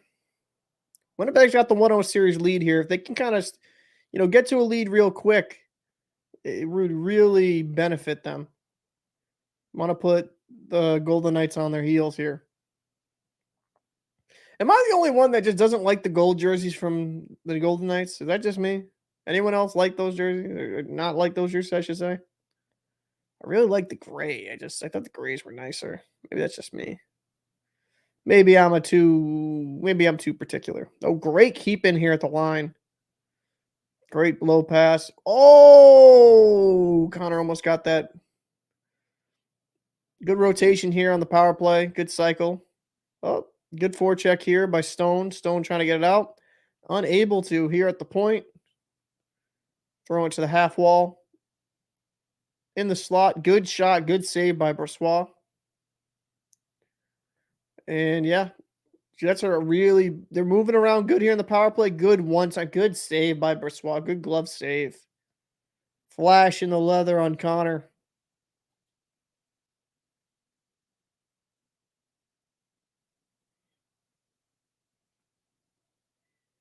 That's definitely a big save, though. That's big.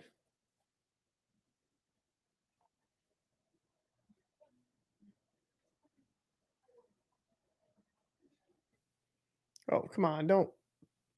Damn it. Hold on. Wait, let me open up a new window just because it's going to keep doing that on me.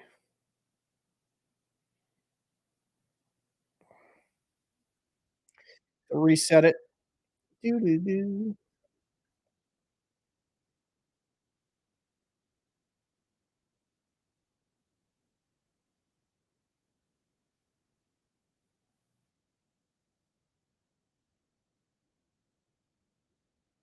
Hey, Amiso here. What's going on there, Jar?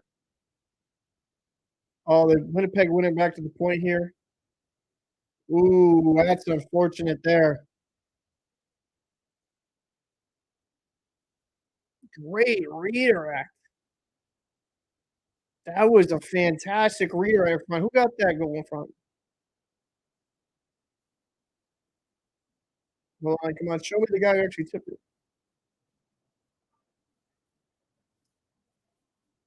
Oh, okay, nice. Lowry with a nice goal there.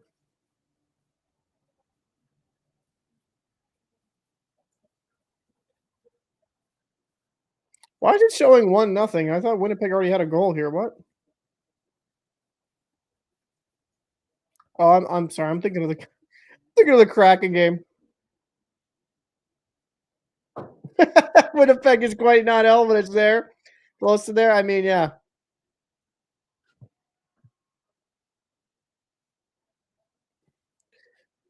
Man, Winnipeg starting out here strong that's going to be good for them. They looks like they're kind of dictating the play. They're playing very aggressive. I really liked their puck movement on that power play. So many teams get caught up playing with the cute style and not moving it around. The puck's going to move faster than your feet can. Always got to realize that. So when you get the goalie moving laterally, opens up things. And then when you shoot from the point, you get nice redirects like that. That was a fantastic tip. Great play.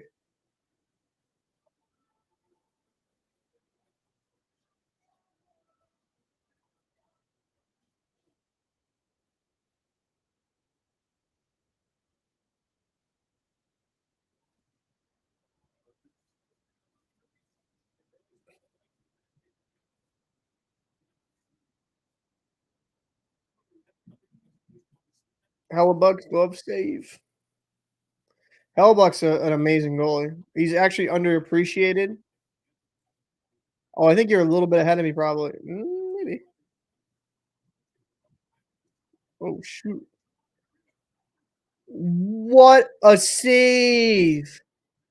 What a save by Brossoit. That was an amazing save. That was a great move on him. Is it inside outside and just deked out the defender. Dubois. Yeah, I would agree. They got to stay tight and pull ahead. Hellebuck is a super underappreciated goalie, though. I think because he's in Winnipeg, though. Smaller market, not as much. Oh, god damn it. I keep hitting the fucking key.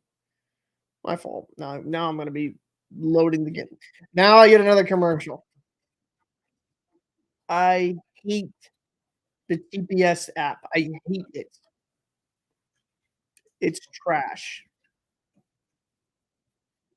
Can't move anything. You can't touch the fucking thing. I'm going to put my mouse all the way over here. Away from it. Ridiculous. I hate their app. I hate their streaming because it's like every time you refresh, it's like Twitch. It's like a fucking ad. I might as well I was gonna get some food. Might as well get it. I'll be back. Jesus Christ.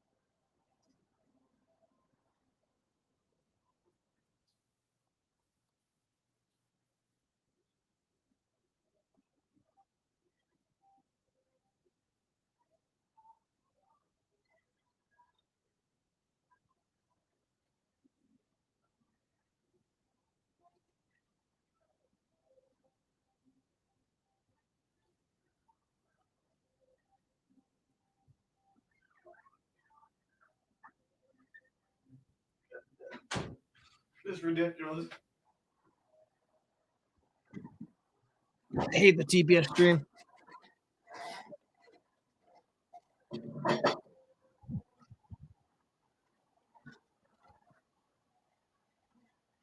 Fantastic.